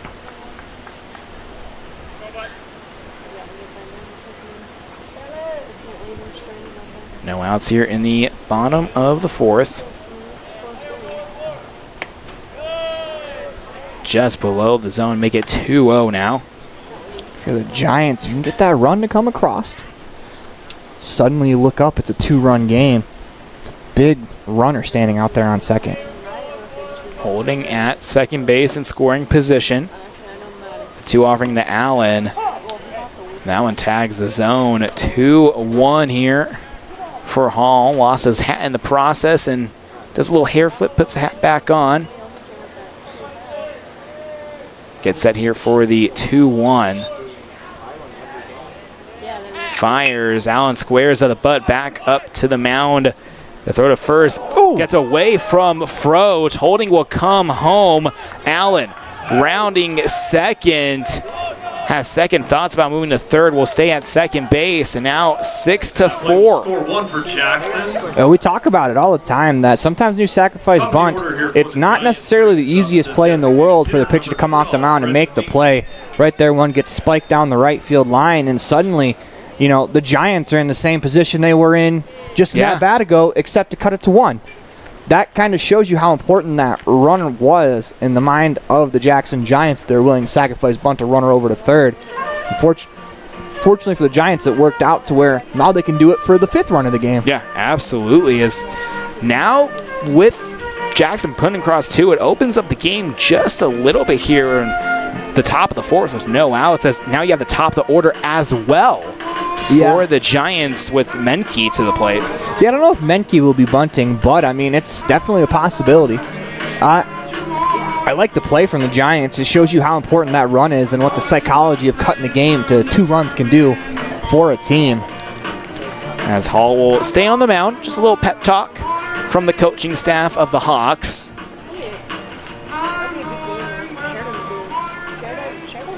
Yeah, for Hall, he hasn't allowed an earned run yet. Even though that throwing error will go against him, one of the weird quirks in sports is that if you're on the mound, you throw one away and a run scores because of it. It's an unearned run, even though it was on the pitcher. Hall and Menke squeezes the bunt. The throw to first, this time in for out number 1. The sacrifice bunt moves Allen to third. I like that play, especially after, the Hawks were unable to convert the out last time. Make them try it again. See if you can steal one again. If, at minimum, if you get the bunt down, you're going to get a runner on third for your 2-hole hitter and your 3-hole hitter coming up. Absolutely. Runner on third here. 1 out in the top of the 4th. 6-4 as Jackson's been able to put up 2 runs here in the 4th. Carson Beezer to the plate. 1 of 2 on the day. Hall with the offering. And a fastball right there, 0-1. It's a big 90 feet between Allen and home plate. It's a different feeling, a 1-run game versus a 2-run game. Hall kicks and deals the 0-1. Gets past King into left field. Ruskinen will field that one, and it'll be an RBI single for Carson Beezer. It's a great swing right there from Beezer. Infield playing about halfway, even with the bag. Line drive into left field. Makes it a one-run game. Fielder number 4, Tegan Mortensen. Now Tegan Mortensen, 2 for 2 in this game, as he will step to the plate here. 1 out in the top of the 4th, 6-5 on the Heritage Auto Evanston scoreboard, as he resembles the go-ahead run here in the top of the 4th. Mortensen's hit a couple of missiles in today's game, one off the wall in center. Strike 1 off the fastball. 0-1 count here. Runner on first in Carson Beezer. On deck is Bridger Olnhausen.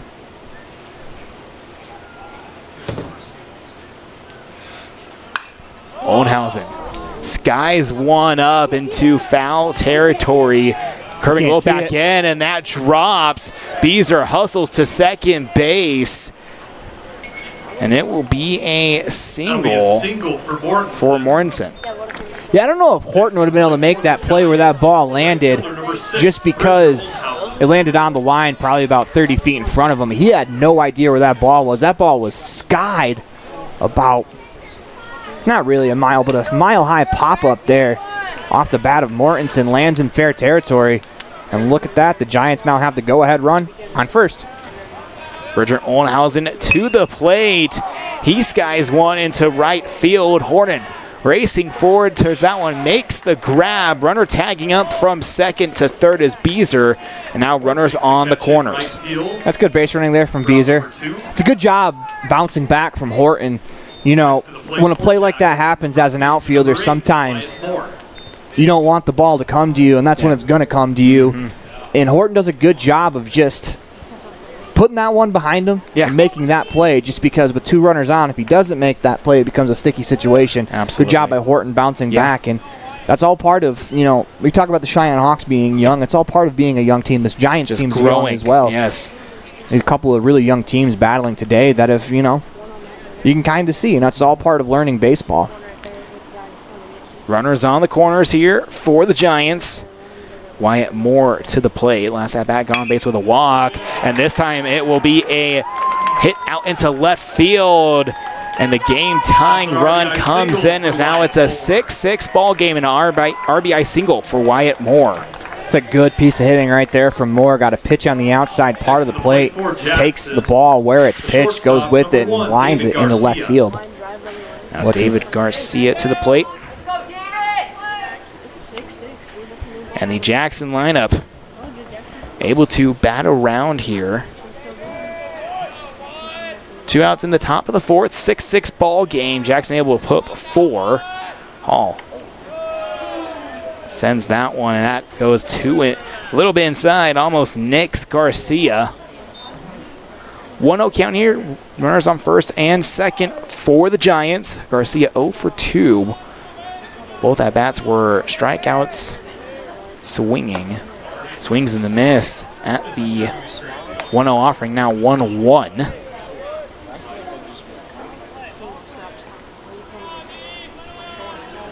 Hall getting set. Fires the 1-1, a fastball down the middle, 1-2.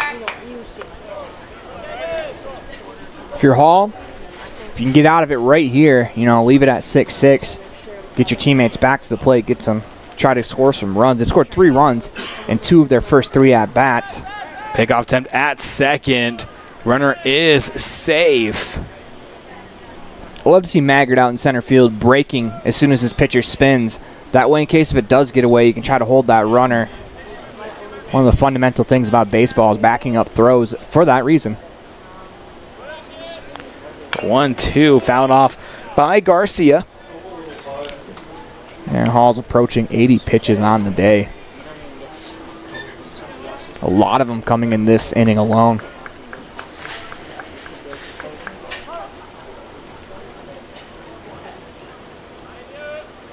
Hall getting set here for the 1-2. Keeps an eye on the runner in at second and just outside the plate. Now 2-2 even count here. 2 outs in the top of the fourth. I don't know if Hall's feeling it, but if he can spin that breaking ball here, he's gone majority fastball this at bat. The 2-2 offering from Hall just below the zone.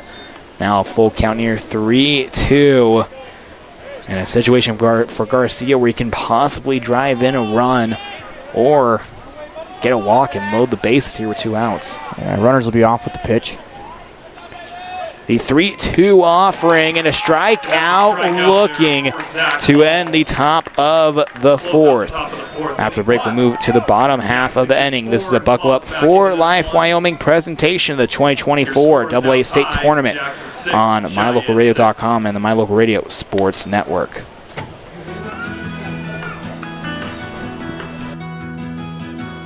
Established in 1984, T7 Propane provides you with quick and affordable service. Rely on T7 services to bring warmth and comfort to your home or business. T7 Propane delivers everywhere from the Fort Bridger area throughout Bear Lake Valley. Schedule your delivery today at T7propane.com. T7 Propane for all your propane needs. When you want all the amenities, a wonderful restaurant, and clean, comfortable rooms in Evanston, stay at the Best Western Dunmar Inn. Whether you're in town for high school sports, on a business trip, or traveling with the whole family, book your stay at the Best Western Dunmar Inn. It's a 5-star experience from the time you check in until you say goodbye till next time. The Best Western Dunmar Inn, supporting students and families in all their activities. Make your reservations today.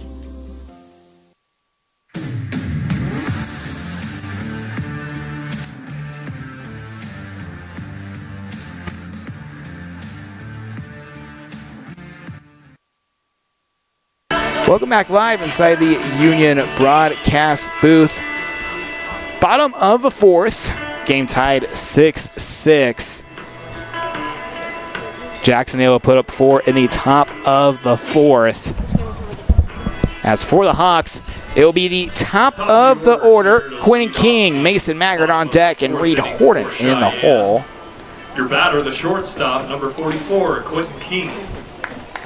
Yes, it's been a little all or nothing for the Hawks offense in their 3 at-bats. They scored 3 runs in the first 2 innings, then went 1-2-3 last inning.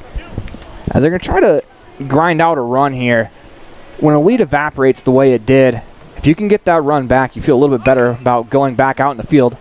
As a bunt attempt by King will roll foul, and it'll be 0-1. I love that idea, though. I like that idea from King.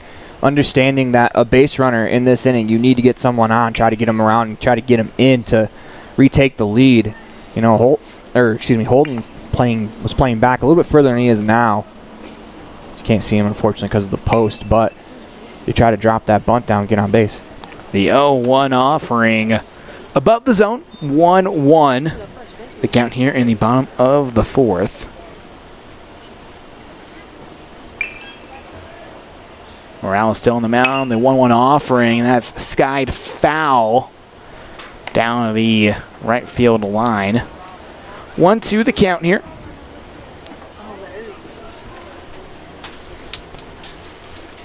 The 1-2 offering outside in the dirt. 2-2 even count here in the bottom of the fourth. No outs as Cheyenne trying to regain that lead. Had a 6-2 lead going into the fourth inning, and that guts over the third baseman's head in Derringer holding, and it will be a leadoff single for Quentin King. It's a great at-bat. Try to drop the bunt down, work the count, get on base. Exactly what the doctor ordered for this Hawks offense. Now Mason Maggard to the plate, 1 for 2 in today's contest. And Maggard very capable of dropping down that bunt. Maggard 1 of 5 on the tournament. Maggard drops the bunt straight back to Morales. And the sacrifice bunt as King slides safely into second base. Send the runner over to second. Jackson with the first out. 1 out here in the bottom of the fourth. The right fielder, number 6, Reed Horton. Reed Horton to the plate, 1 of 2. Last at bat got an RBI double.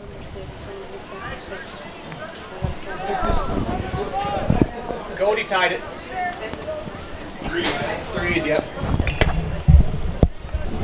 Runner in scoring position at second in King. Morales to Hornan. Ball gets away from the catcher in Allen. And King will move 90 feet to third base. Now a huge situation here for Horton. Jackson looks like they're going to play the infield back. So if you can put a ground ball middle infield, you're going to score that run. Fly ball to about any outfielder that is standing, especially in left field, will score the run too. That last offering above the zone. 2-0 the count. One out here, and King at third base. Reed Horton in the box. Now 3-0 the count.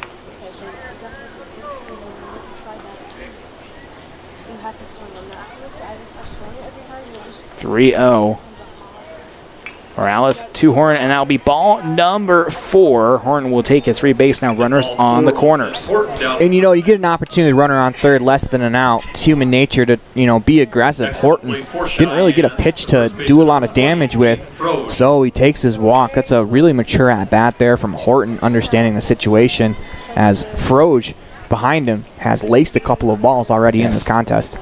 And now Froge to the plate, has 2 RBIs on the day, 2 for 2. And both those times gone on base, he's been able to round the bases as well. Morales dealing with runners on the corners.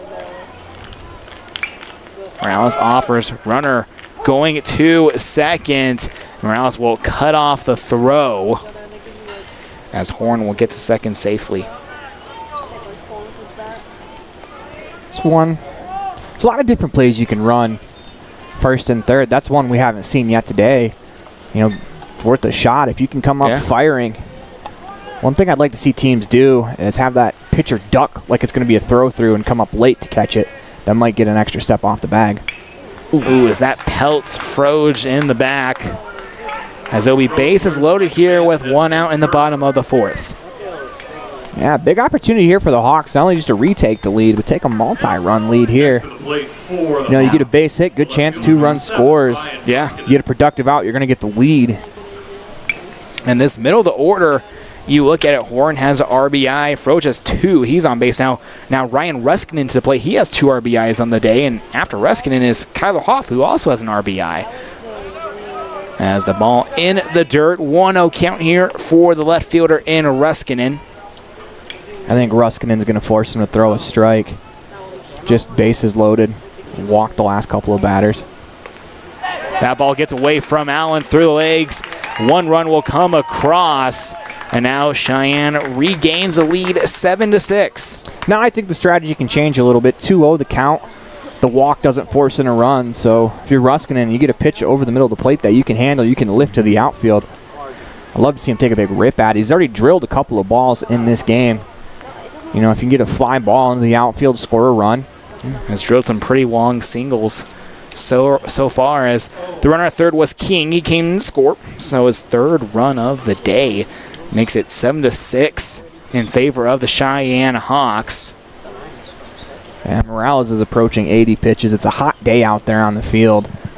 And this isn't 80 pitches where it's been a bunch of really quick innings. He's had 3 super long innings.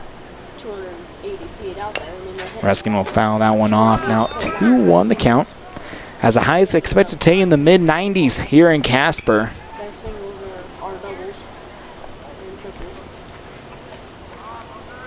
The 2-1 offering. Ruskinen chops that one foul.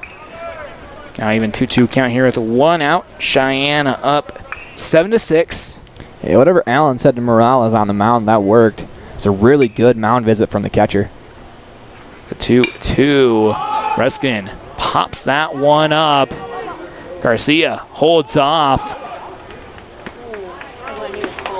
As Witt gets to that one and throws it straight to home plate.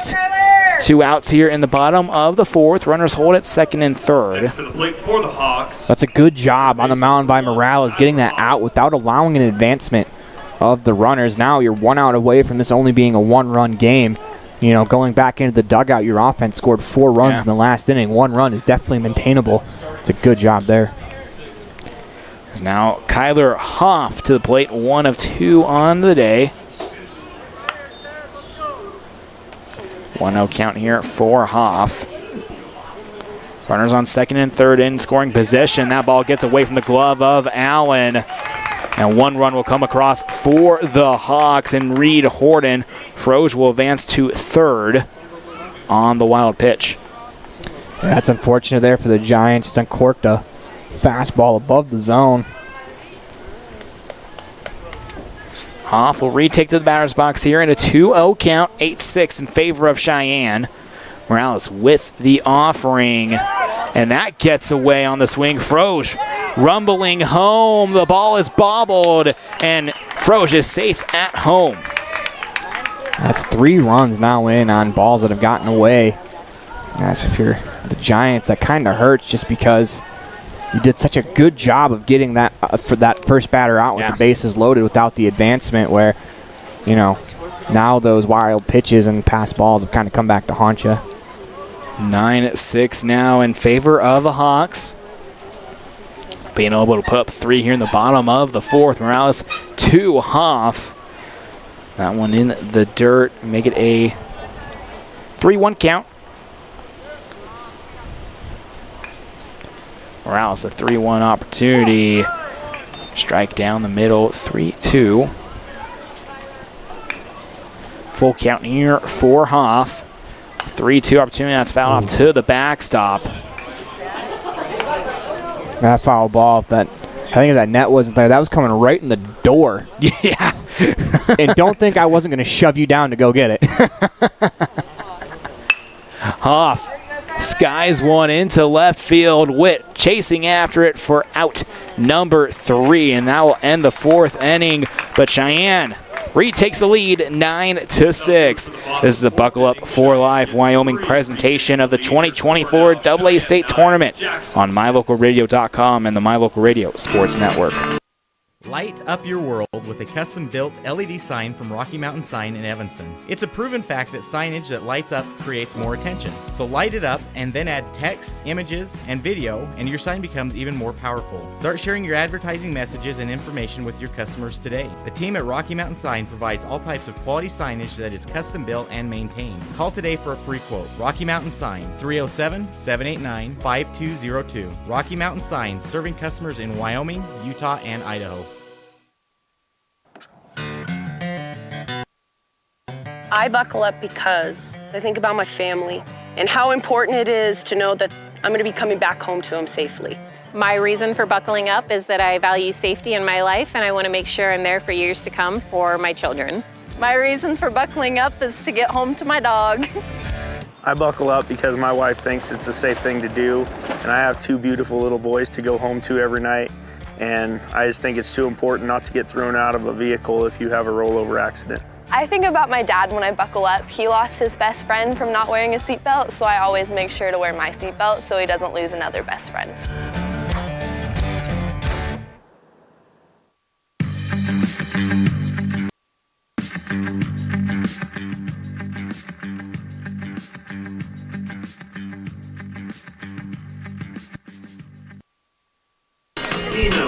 Welcome back live inside the Union broadcast booth.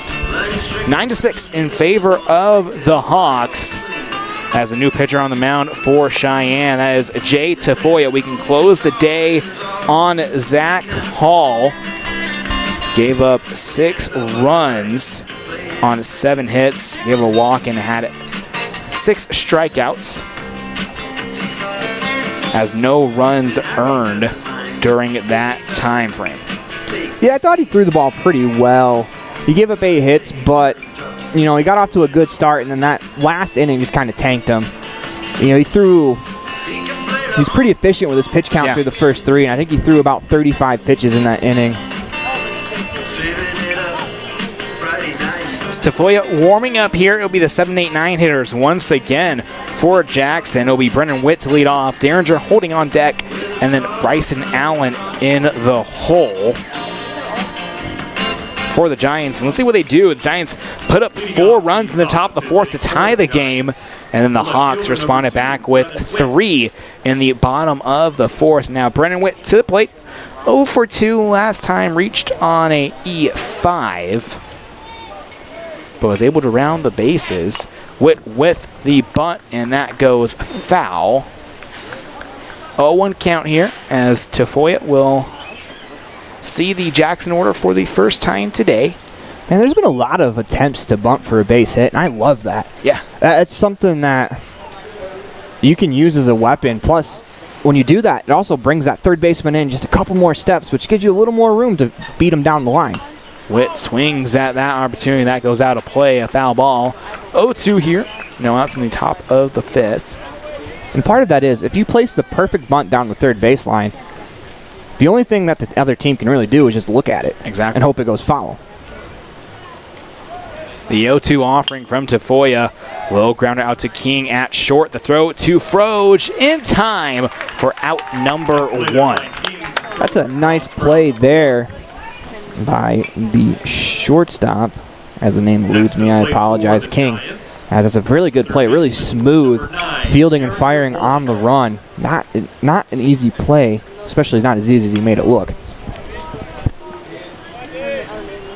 1 out here in the top of the 5th. Derringer holding to the plate, 2 for 2 with a RBI and a run on the day. Yeah, he put some good swings on the ball earlier. Think back to his last at-bat. He's the one that really started off that last inning. Yeah. You know, there's a runner on base, but he really got the rally going with a nice double into the left center field gap. Gotta feel good when you start the rally overall, because he was batting second last inning. As the last offering hits the zone, a 1-1 count here with 1 out. Top of the 5th, no one on base. Tafoya getting set, kicks and fires the 1-1. And that hits the zone, 1-2. The count. I'm not sure if the umpire was calling that a strike or if he was appealing down to first. I mean, it looked like it could have been either. A 1-2 from Tafoya, and a foul ball by Holding. Holding re-enters the box. Plays the green bat he has. The 1-2 offering gets away from Nodden, as that barely was at the... The umpire flinched, man. If that ball is caught, I think he's ringing him up. Yeah. Like, the way he stood up, it looked like he was about to give him the old heave-ho. And that's the importance of sometimes framing the pitch as a catcher. You drop it. It's hard for that umpire to give you a strike 3 call on a drop pitch. Now a 2-2 count here. Tafoya unleashes, and a strikeout looking there. And the first one of the day for Jay Tafoya. And right there, that kind of shows the catcher was able to plant that one, frame it. Umpire gave him the call. We talked about earlier in at bat for the Hawks that sometimes if you get 2 close pitches back-to-back like that, you might get the first one from the ump, but if you take a look at the other one, they're probably going to call it. 2 outs here in the top of the 5th. No one on base. Bryson Allen to the plate. 0 for 2 on the day. Allen swings at the first offering. 0-1 count.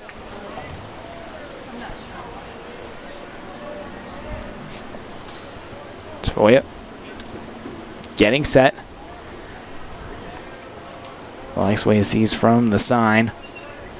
The 0-1 offering, and that gets away from the catcher and none, as that ball will fly to the backstop. 1-1 count.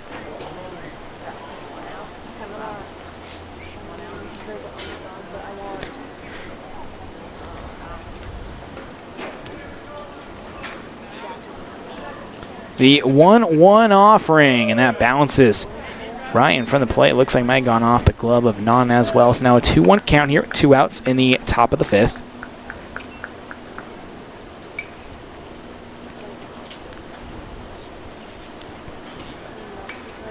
Tafoya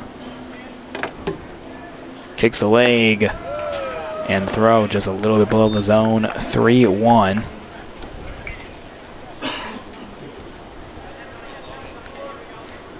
Tafoya just needs one more out here to retire the side. The 3-1 offering, and that finishes above the zone, and it will be a 2-out walk for the Jackson Giants.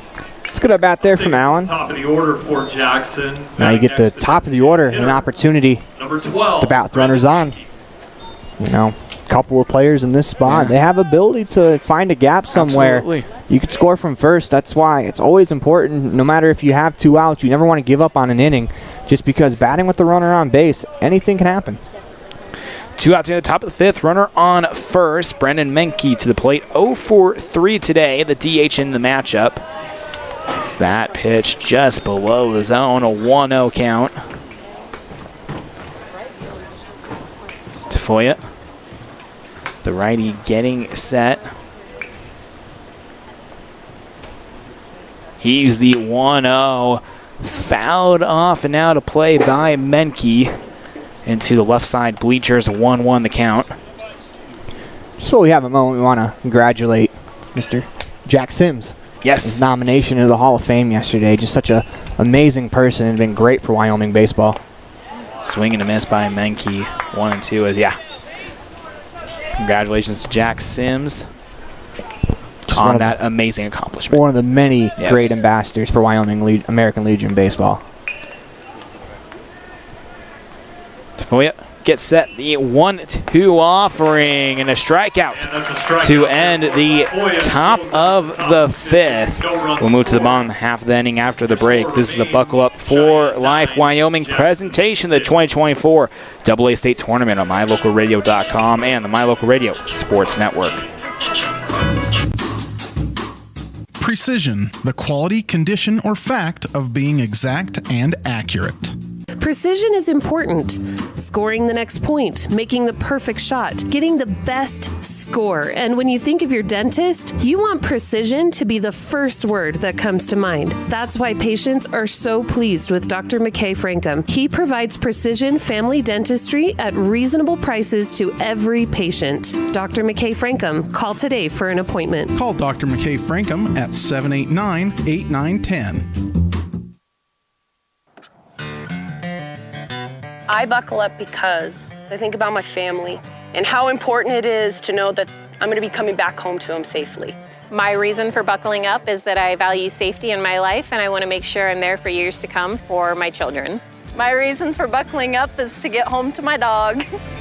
I buckle up because my wife thinks it's a safe thing to do, and I have 2 beautiful little boys to go home to every night, and I just think it's too important not to get thrown out of a vehicle if you have a rollover accident. I think about my dad when I buckle up. He lost his best friend from not wearing a seatbelt, so I always make sure to wear my seatbelt so he doesn't lose another best friend.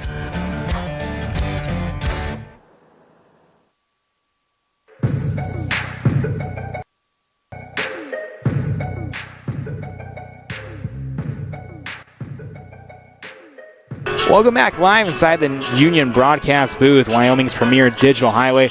A new pitcher on the mound for Jackson. It will be Bridger Olnhausen, who's been in right field so far today. We will get you who's in right field in just a second. As the batting order here for the Hawks, the 7, 8, 9 hitters will be Caden Tafoya, Matt Naughton, and Dimitri Condon to hit here for the Hawks as they're up 9-6 in the bottom of the 5th. Still getting the update. Still trying to get that update right now. So Olnhausen warms up. And right now the Hawks up by 3, trying to put some more insurance runs on the board. As of course today is the MLB trade deadline. Yeah, absolutely. As the latest trade, Padres acquire left-handed pitcher Tanner Scott and right-hander Brian Hoeing from the Marlins for left-handed pitcher Robert Snelling, right-hander Adam Mazur, and infielder Graham Pauley and infielder Jay Beshears. So a multiple player trade right there. I love trade deadline day, to be honest with you. It gives you hope as a fan if your team's a winning team. And as a losing team, you know, it's exciting to add young prospects to your lineup. It's something that is, I always find very interesting. If we weren't working today, as Ike Cope is the new right fielder for the Giants. Leading off the And the Marlins have been in plenty of trades so far today. 37, Caden. They are unloading the house. As now the DH, Caden Tafoya, 0 for 2 on the day. To the batter's box here is going to face Bridger Olnhausen, the new pitcher on the mound. First offering above the zone, 1-0 the count as my White Sox traded. They were starting shortstop Paul DeJong, but right now the White Sox are, as that one outside, 2-0, 27-82 on the regular season. So, you know, can't get much worse. Also in that move, Morales goes back to short. The 2-0, now at 2-1 as the fastball gets past Tafoya.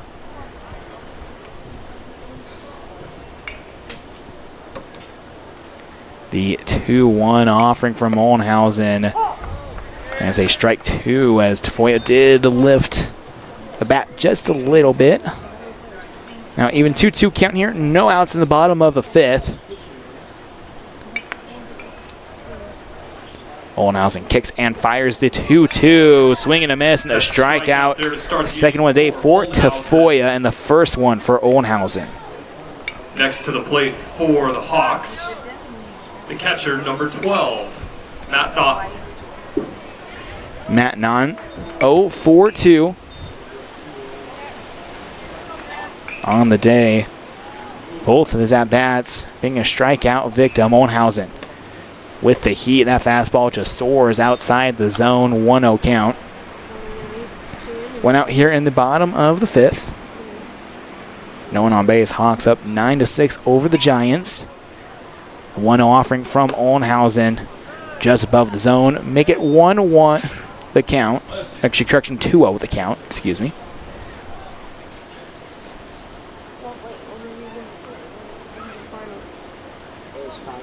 On deck will be Dimitri Cotton as that ball gets away from Olnhausen. Now a 3-0 count.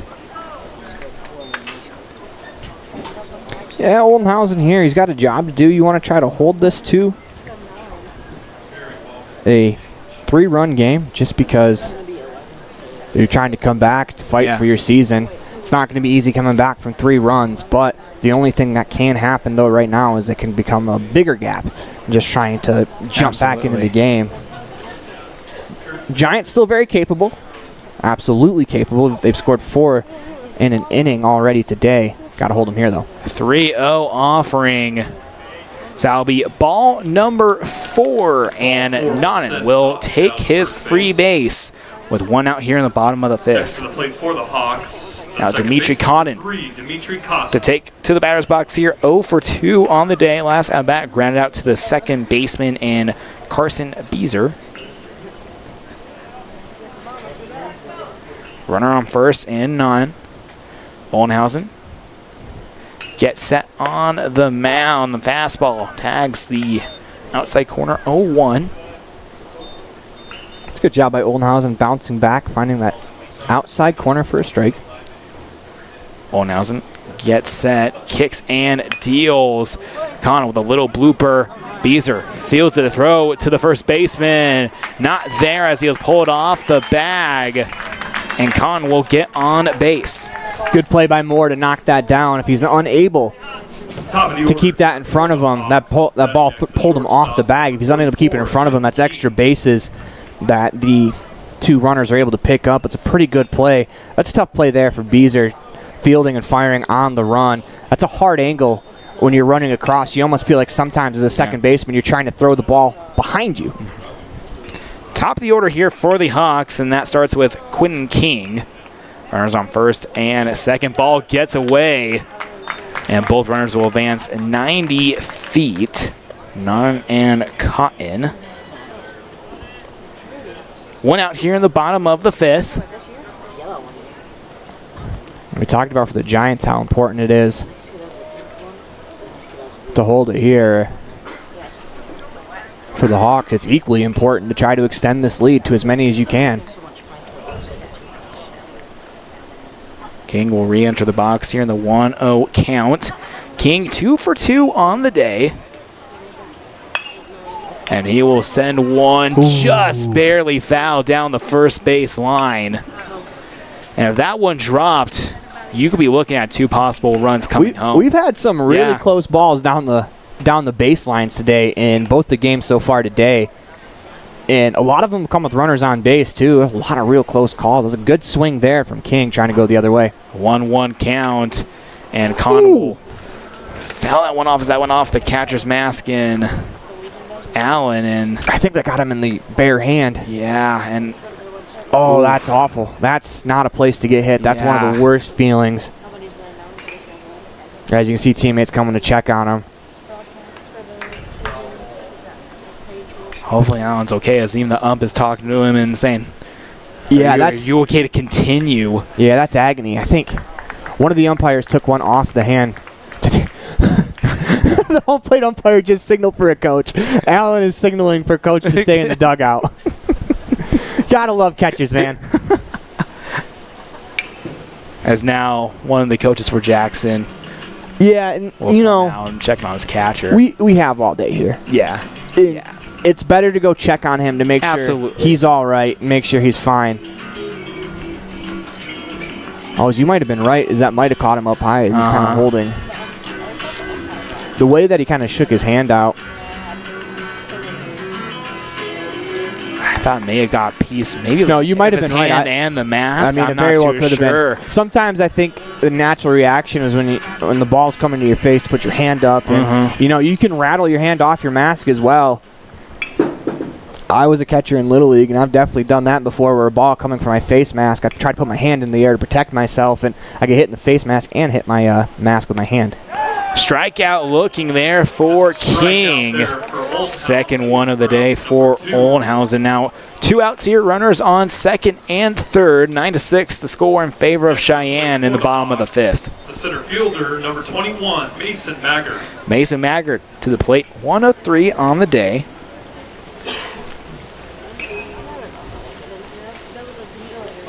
Oldenhausen gets set, kicks, and deals. That offering just a little bit outside of the plate. 1-0 the count. As Jackson looking to hold Cheyenne to no runs here. Maggart sends one into center field. Morinson running after that one and gets it for out number 3. Nice. After the break, we'll move to the top of the 6th. This is a Buckle Up for Live Wyoming presentation of the 2024 AA State Tournament on MyLocalRadio.com and the My Local Radio Sports Network. Explore Logan, Utah. We've got so much awesomeness, I don't know where to begin.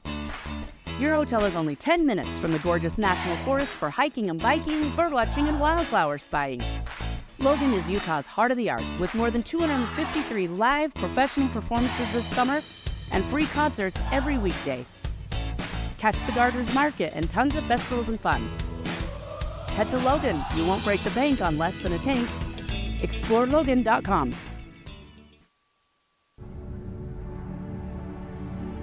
The crew of Rocky Mountain Yeti have found themselves searching the wilderness for the elusive Yeti, traveling through the rugged terrain in one of their premium rides found at Rocky Mountain Yeti.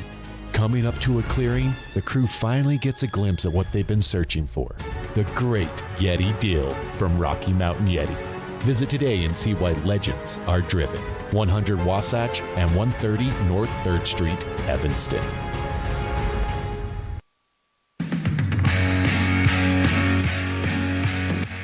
Welcome back live inside the Union broadcast booth.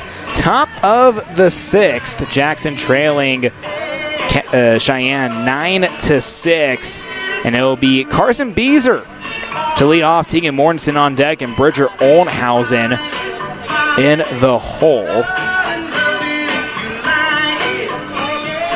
As for Cheyenne, the main goal here, just like what Jackson did in the bottom of the 5th, hold the opposition to no runs. Jay Tafoya still on the mound here in relief. So far has only given up a walk and has had 2 strikeouts. but a good part of the Jackson order to come for Tafoya. Beezer has an RBI on the day. Mortensen's 3 of 3, and Oldenhausen has had some shots towards the outfield.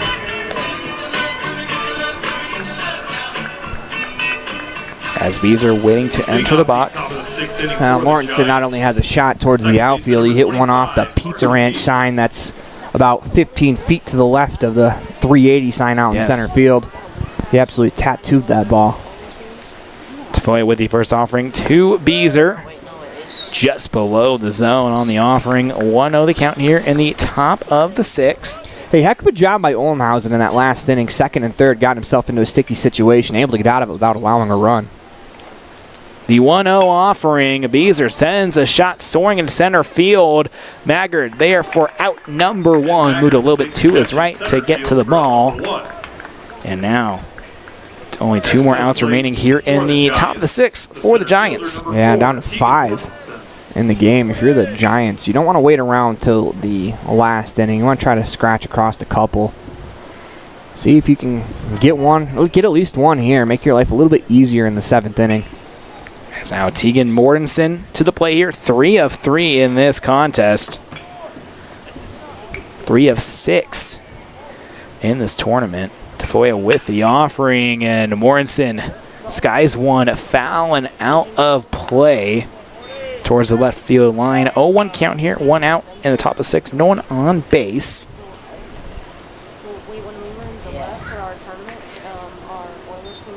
Tafoya gets set, kicks and deals the 0-1. That's outside of the plate. 1-1 the count.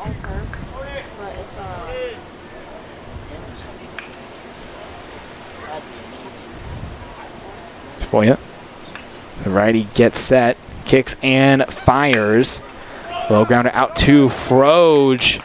He tosses off to Tafoya, and Mortensen able to beat out the play, and it'll be an infield single for Tegan Mortensen. Great hustle out of the box. Pretty well executed on the pitcher covering the bag.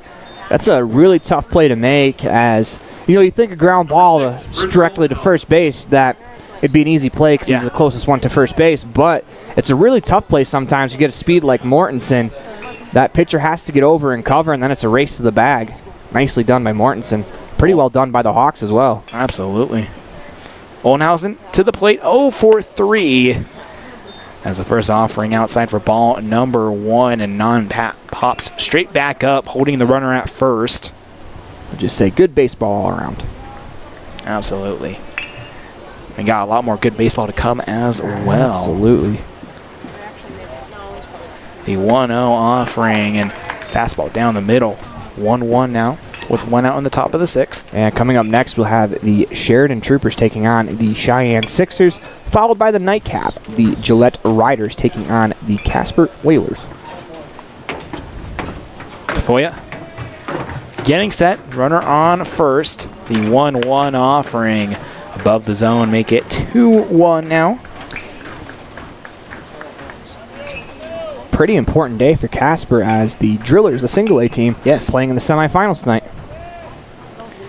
And of course the Oilers have the Nightcap. Here's they're the hosting team against Gillette. That's going to be a good one tonight, as ball 3 to Oldenhausen. As right now, the Drillers, they're going to take their shot at the Powell Pioneers. Powell, the lone undefeated team left. A 3-1 offering from Tafoya, fouled off, and now make it a full count, 3-2. So over on the other side in single A, the Powell Pioneers will play tomorrow for sure. Yes. And they're going to find out if they're able to beat the Drillers. Then Powell will have 2 opportunities tomorrow to win the state title. If they lose, Cody and Casper will play again in that game to play Powell. The full count opportunity. Oldenhausen skies one.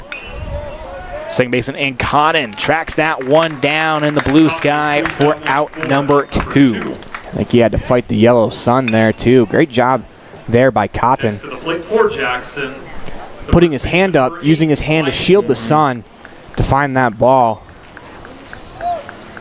As now first baseman Wyatt Moore to the plate. As it looks like we're going to get time here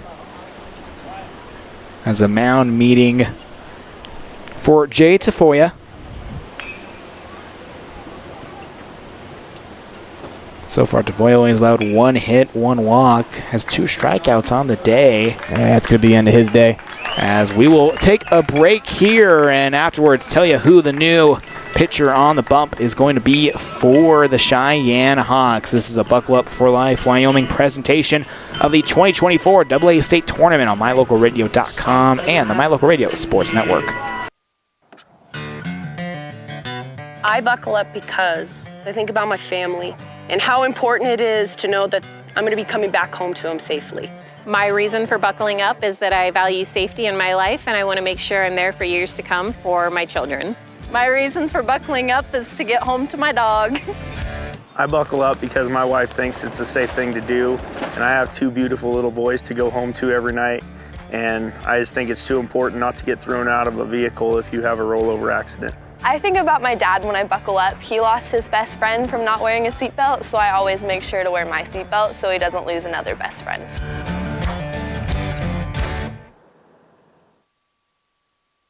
Foot pain can make even the simplest things a struggle. Dr. Chad Brady is a foot and ankle surgeon who listens to your concerns, offering a variety of solutions to get you back on your feet and out of pain. Dr. Chad Brady can help you get back to the life you deserve. Don't let foot pain stop you from living your life. Schedule an appointment today. Dr. Chad Brady, Uinta Medical Group. Call or schedule online at evanstonanytime.com.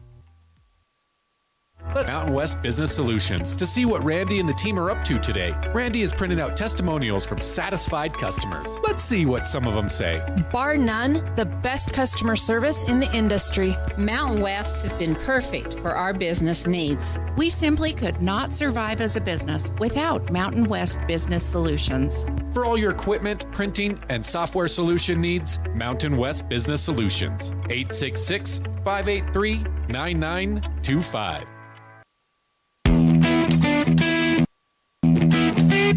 Welcome back live inside the Union Broadcast booth, Wyoming's premier digital highway.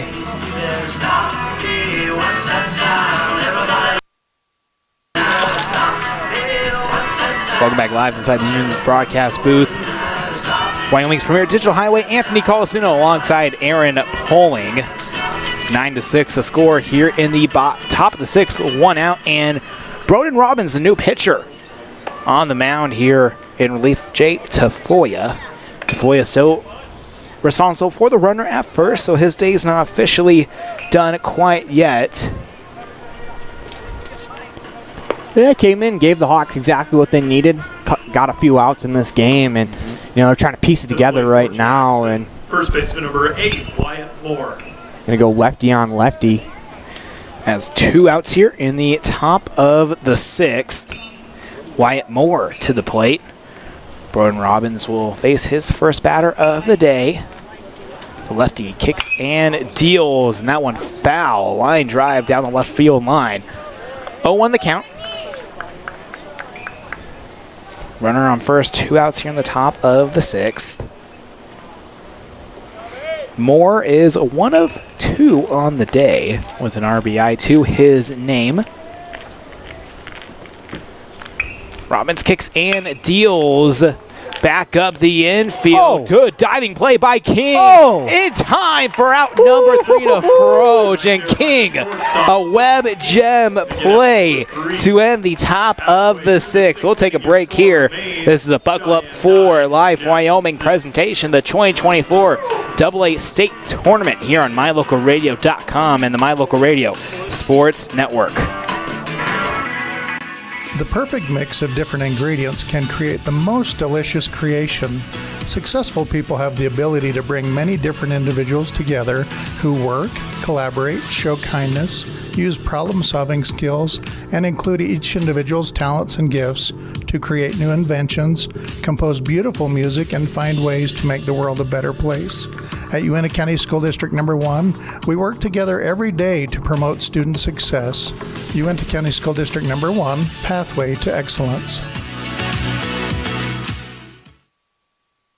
Ready has provided safety and excellence in industrial construction and support services since 1982.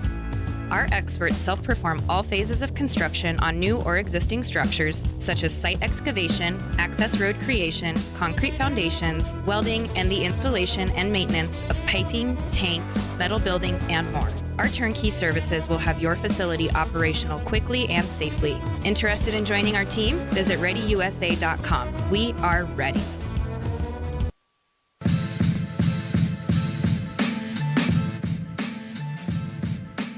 Welcome back live inside the Union broadcast booth. Anthony Colasuono alongside Aaron Poling.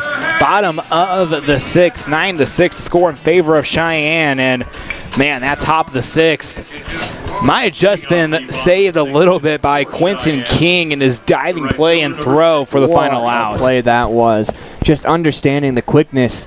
If you ever tried to dive and feel the ground ball and how hard it is to get back to your feet to throw, it's not an easy task. Great play. Ooh. It's the first offering from Olnhausen. Skies over the head of Reed Horton. Ball one. Horton to lead off here. Aiden Froge on deck, and then Ryan Reskinen in the hole. That makes the at-bat uncomfortable. Olnhausen the 1-0.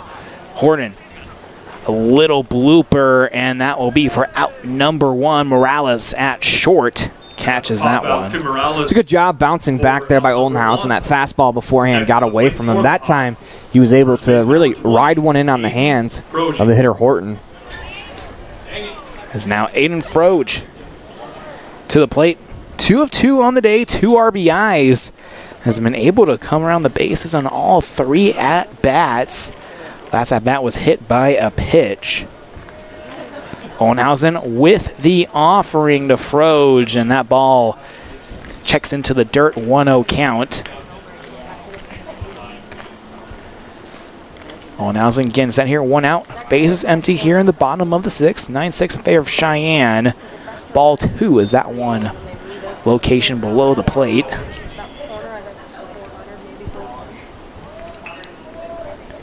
Olnhausen, like sign, kicks and deals the 2-0 offering below the zone again. Now 3-0 count here for Froge. Froge, a big, strong kid, 2 for 2 on the day. He's also got a walk, 1-3-0 if he gets a fastball down the middle, if he takes a big rip at it. The 3-0 offering, and Froge let that go by for ball number 4 and a 1-out walk for the first baseman. Himself down to first base on ball 4. Yeah, it's a good at bat, staying within yourself, The left fielder, allowing 7, Ryan Ruskinen.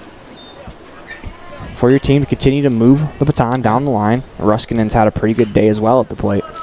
Ryan Ruskinen now to the batter's box. 2 of 3 on the day, 2 RBIs to his name.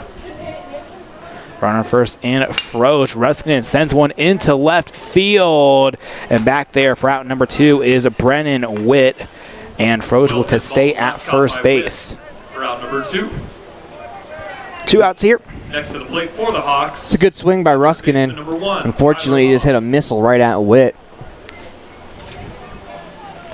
It's a good play, though, by Witt. We talk about sometimes that line drive right at the outfielder is a really hard play just because you don't know whether to go back or go forward. That time he just kind of stayed put and went right into his glove. Kyler Hoff to the plate, 1 of 3. Strike 1 by Olnhausen. So that one tags the lower outside corner of the zone. Froge at first. The 0-1 offering and down the middle. Now 0-2. It's a great breaking ball right there, especially after the fastball. You have him set up for either pitch you want to go to way ahead. It's really the dealer's choice. Today on the 0-2 offering as Olnhausen will step off the bump there. Now the 0-2, swing and a miss, and that retires the side. Here in the bottom of the 6th. We'll move to the top of the 7th after the break. This is a Buckle Up for Life Wyoming presentation, the 2024 AA State Tournament on MyLocalRadio.com and the My Local Radio Sports Network. At Uintah County School District number 6, each student is important. Each student has different interests. Each student has unique talents and areas for growth and development. We love and appreciate each student, and we work hard to make sure we are meeting the needs of each student so that when we all come together, we create a powerful school district filled with individual students headed for success. Uintah County School District number 6 in Lyman. It's a great day to be an Eagle. Out here, we've always worked remote. Out here, stress usually refers to the pull on a rope. Where a stroll in the city is also a stroll in the great outdoors. Where work is a way of life, and life is good. Out here, the backyards are big, and the deals, they're even bigger. This is southwestern Wyoming, and it's where you can get the biggest deals on a vehicle you want with plenty of hometown hospitality. Heritage Auto, your hometown dealer with the biggest deals.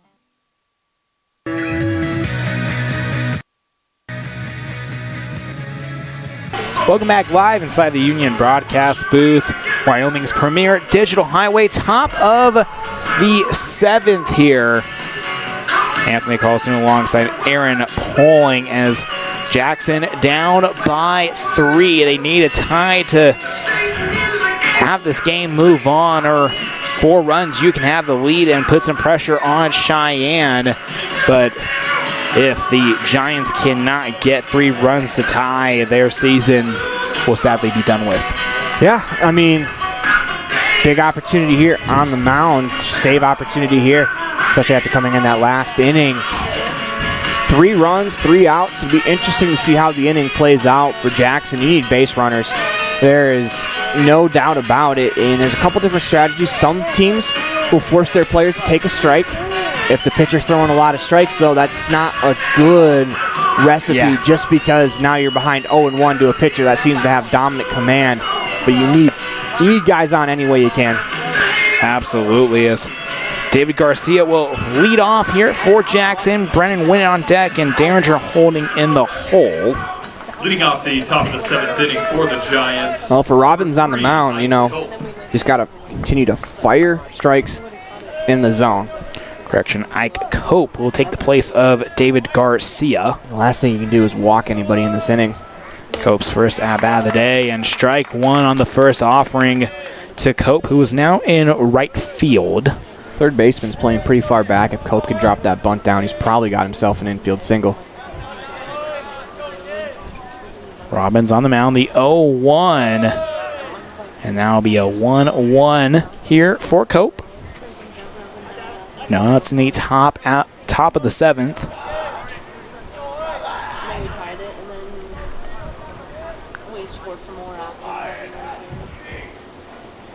Cope will take time out of the box. Ump puts back on his face mask, and we'll get underway here once again.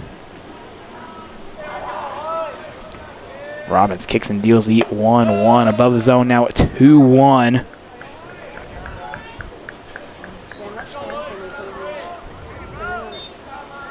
Cope gets set once again, puts the bat over the shoulder. Robbins kicks and deals the 2-1 just below the zone, make it a 3-1 count here. Pretty good at bat here from Cope. He had that first pitch strike called against him, taking a couple of really tough pitches out of the zone. 3-1. And that'll be ball number 4, lead off walk for the Giants. Tremendous at bat there for Cope. For Robbins, that's, you gave up a free pass. Now the tying run walks the on-deck circle. Number 2, Brennan Wynn. First walk given up by Broden Robbins, and third overall walk given up today by the team.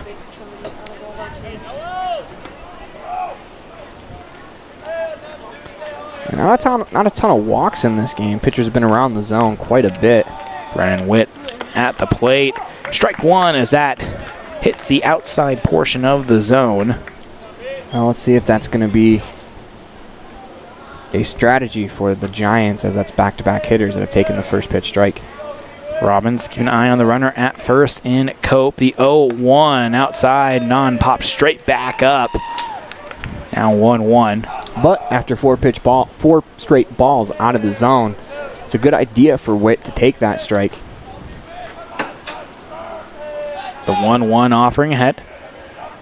Kicks and deals just above the zone, and I'll make it 2-1. The only catch-22 with that is you put yourself behind the count 0-1, but he's done a good job battling back. Now hitters count. Robbins kicks and deals the 2-1. Now a 3-1 here for Brennan Witt. Witt can get on base. That will bring the game-tying run to the plate. Robbins with the 3-1 offering, and that'll be ball number 4. Back-to-back walks for Broden Robbins. Well, here comes the tying run to home plate. And that tying run will be Derringer Holding. 2 of 3 on the day as a mound meeting here for the Hawks. Has a little bit of the slate of our rest of our games today. Sheridan versus the Cheyenne Sixers right afterwards, and then nightcap Gillette versus Casper.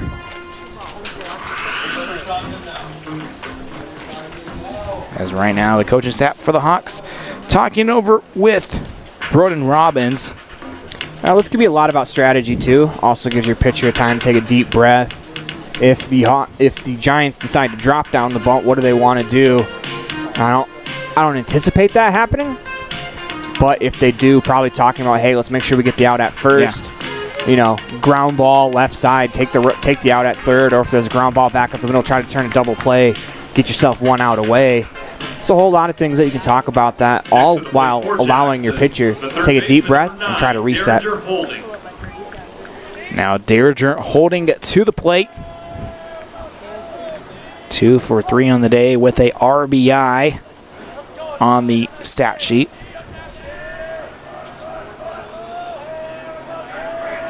Robbins with the offering and above the zone. 1-0 count. Non holds the ball just for an extra second here. Make sure the runners stay at their places. Yeah, Robbins went right to his landing spot, filled it back in. No outs here in the top of the 7th. The 1-0 offering and down the middle for a fastball 1-1. It's a really good pitch there. It's on the outside corner, about thigh high. Holden has shown that he's liked the ball inside. It kind of goes with his swing. A pitch outside is a really good one. Robbins fires the 1-1 opportunity outside on the outside corner on that one, 1-2. Yeah, that's a tough at-bat for Holding as Robbins has been very wild the first 2 hitters, and he dodged you 2 fastballs at the knees down and away.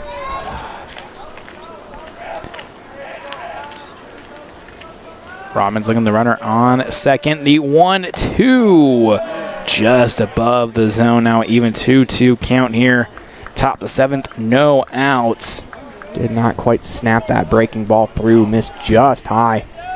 Mike Cope at second base. Brennan Witt at first base. The 2-2 opportunity. Holding takes a shot into center field. And tracking back for out number 1 is Maggard, as both runners will tag up and move up a base. It's good base running there. First off by Cope at second, getting back, tagging, taking third. And then Witt, realizing that there was no one covering second, as he's tagged up on first, he takes off, gets himself in a scoring position. 2 runners in scoring position, and now Bryson Allen to the plate here. On deck is Brennan Menke. He'll be the top of the order here for the Giants. Strike 1 on that offering. 0-1 count here. 1 out in the top of the 7th. And whatever was said in the mound visit, bottle that up and keep it, as it's worked.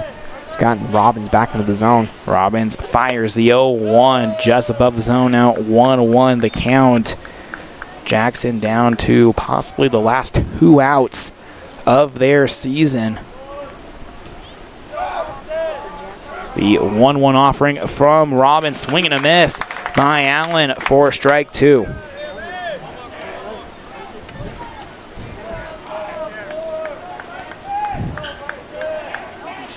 Robbins getting set.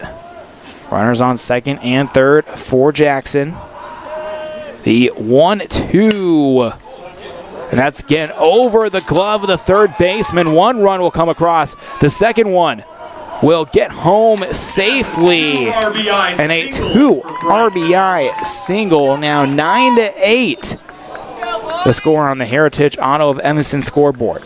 Smart play by Ruskinen out in left field as he came up looking like he was ready to fire that one home. Instead, he goes to the cutoff man. That forces Allen to have to stay at first base instead of being allowed to go to second on the throw. Good play out there. Sometimes throwing to the right bag is the best play you can. 9-8 the score, and the first offering to Menke. 0-1.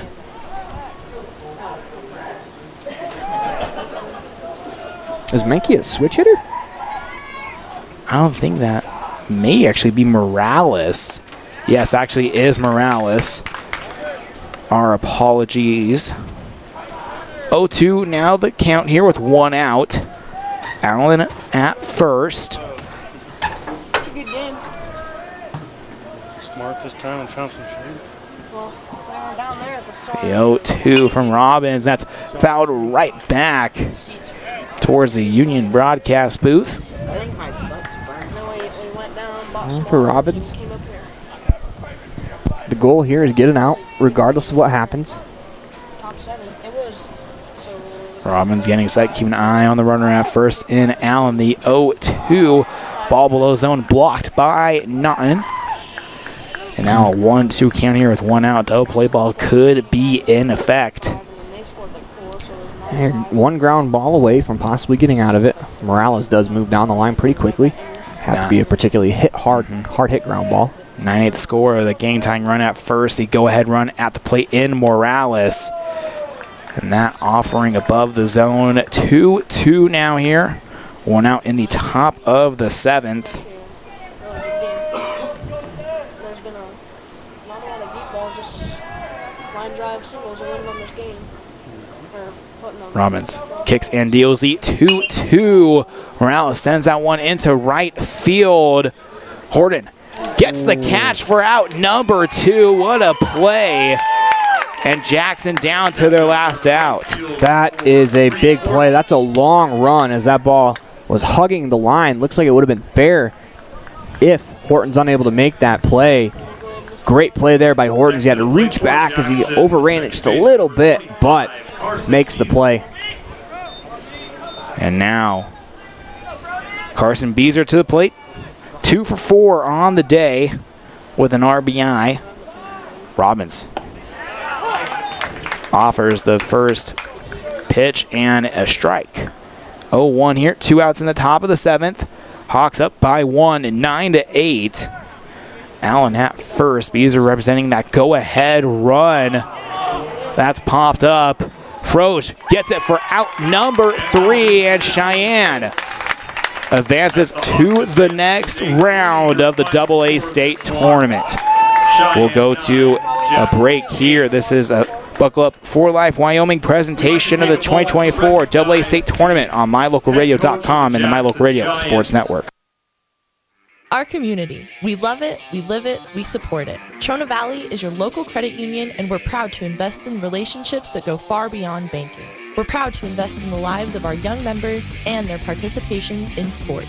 You're champions in our community, and we're here to support you all the way, on a court, on the field, or elsewhere. Together, let's develop lifelong, successful financial habits. You got this. We're here for you.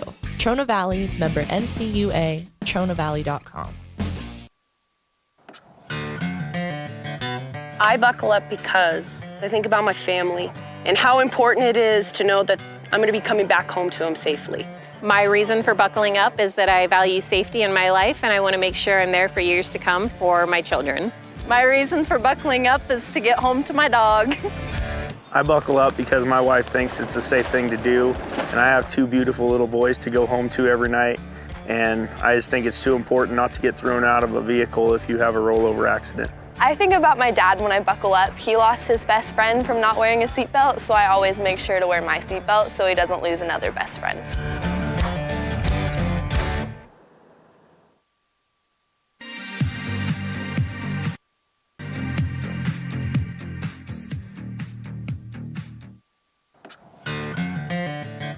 I buckle up because I think about my family and how important it is to know that I'm going to be coming back home to them safely.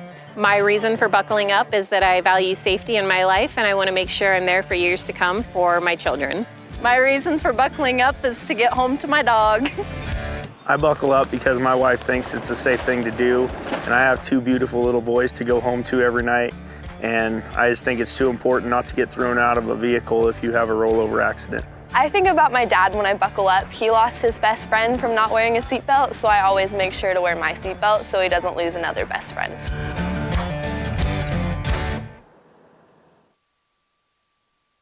Growing up is all about having your independence. And Y-High is here to help you gain real financial freedom with a Y-High Independence Account. With an emphasis on education, growth, and experience, the Y-High Independence Account prepares you to handle your own finances, so you're ready for what life throws your way. We're talking no parent or legal guardian required on your account, no risk of collections or negative reporting, and no overdraft fees. Find your independence with a Y-High Independence Account today. Ready is committed to providing superior services to our customers by requiring individual accountability for excellence in quality, safety, and dependability. We are a growing company that is currently hiring across Wyoming, Colorado, Texas, Nevada, Idaho, and elsewhere. Our valued team members receive competitive wages, full benefits, and weekly pay. Interested in joining our team? Visit ReadyUSA.com. We are ready. WattSmart is Rocky Mountain Power's energy efficiency program. WattSmart provides rebates to residential customers for energy efficiency upgrades made around the home. Devices and appliances that use electricity in your home can usually be made more efficient, and that can save you money and energy. When you decide to make upgrades, we have rebates available for you. Visit wattsmarthomes.com today.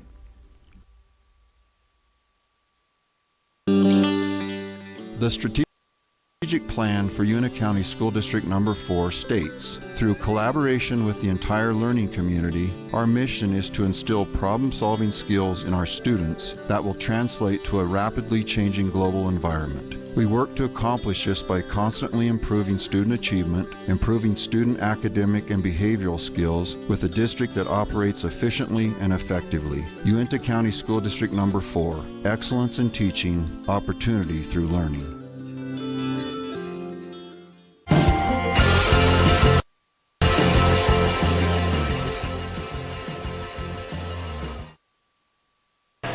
Welcome back live inside the Union broadcast booth. Anthony Colasuono here for the post-game show. The Jimmy John's Freaky Fast recap.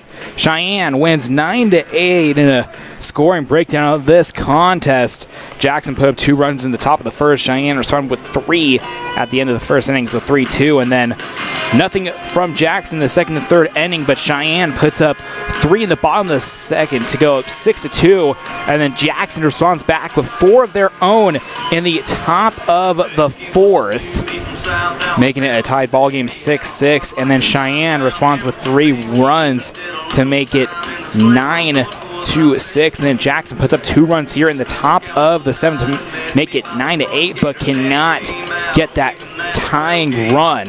So the final 9-8 here in the Jimmy John's Freaky Fast recap.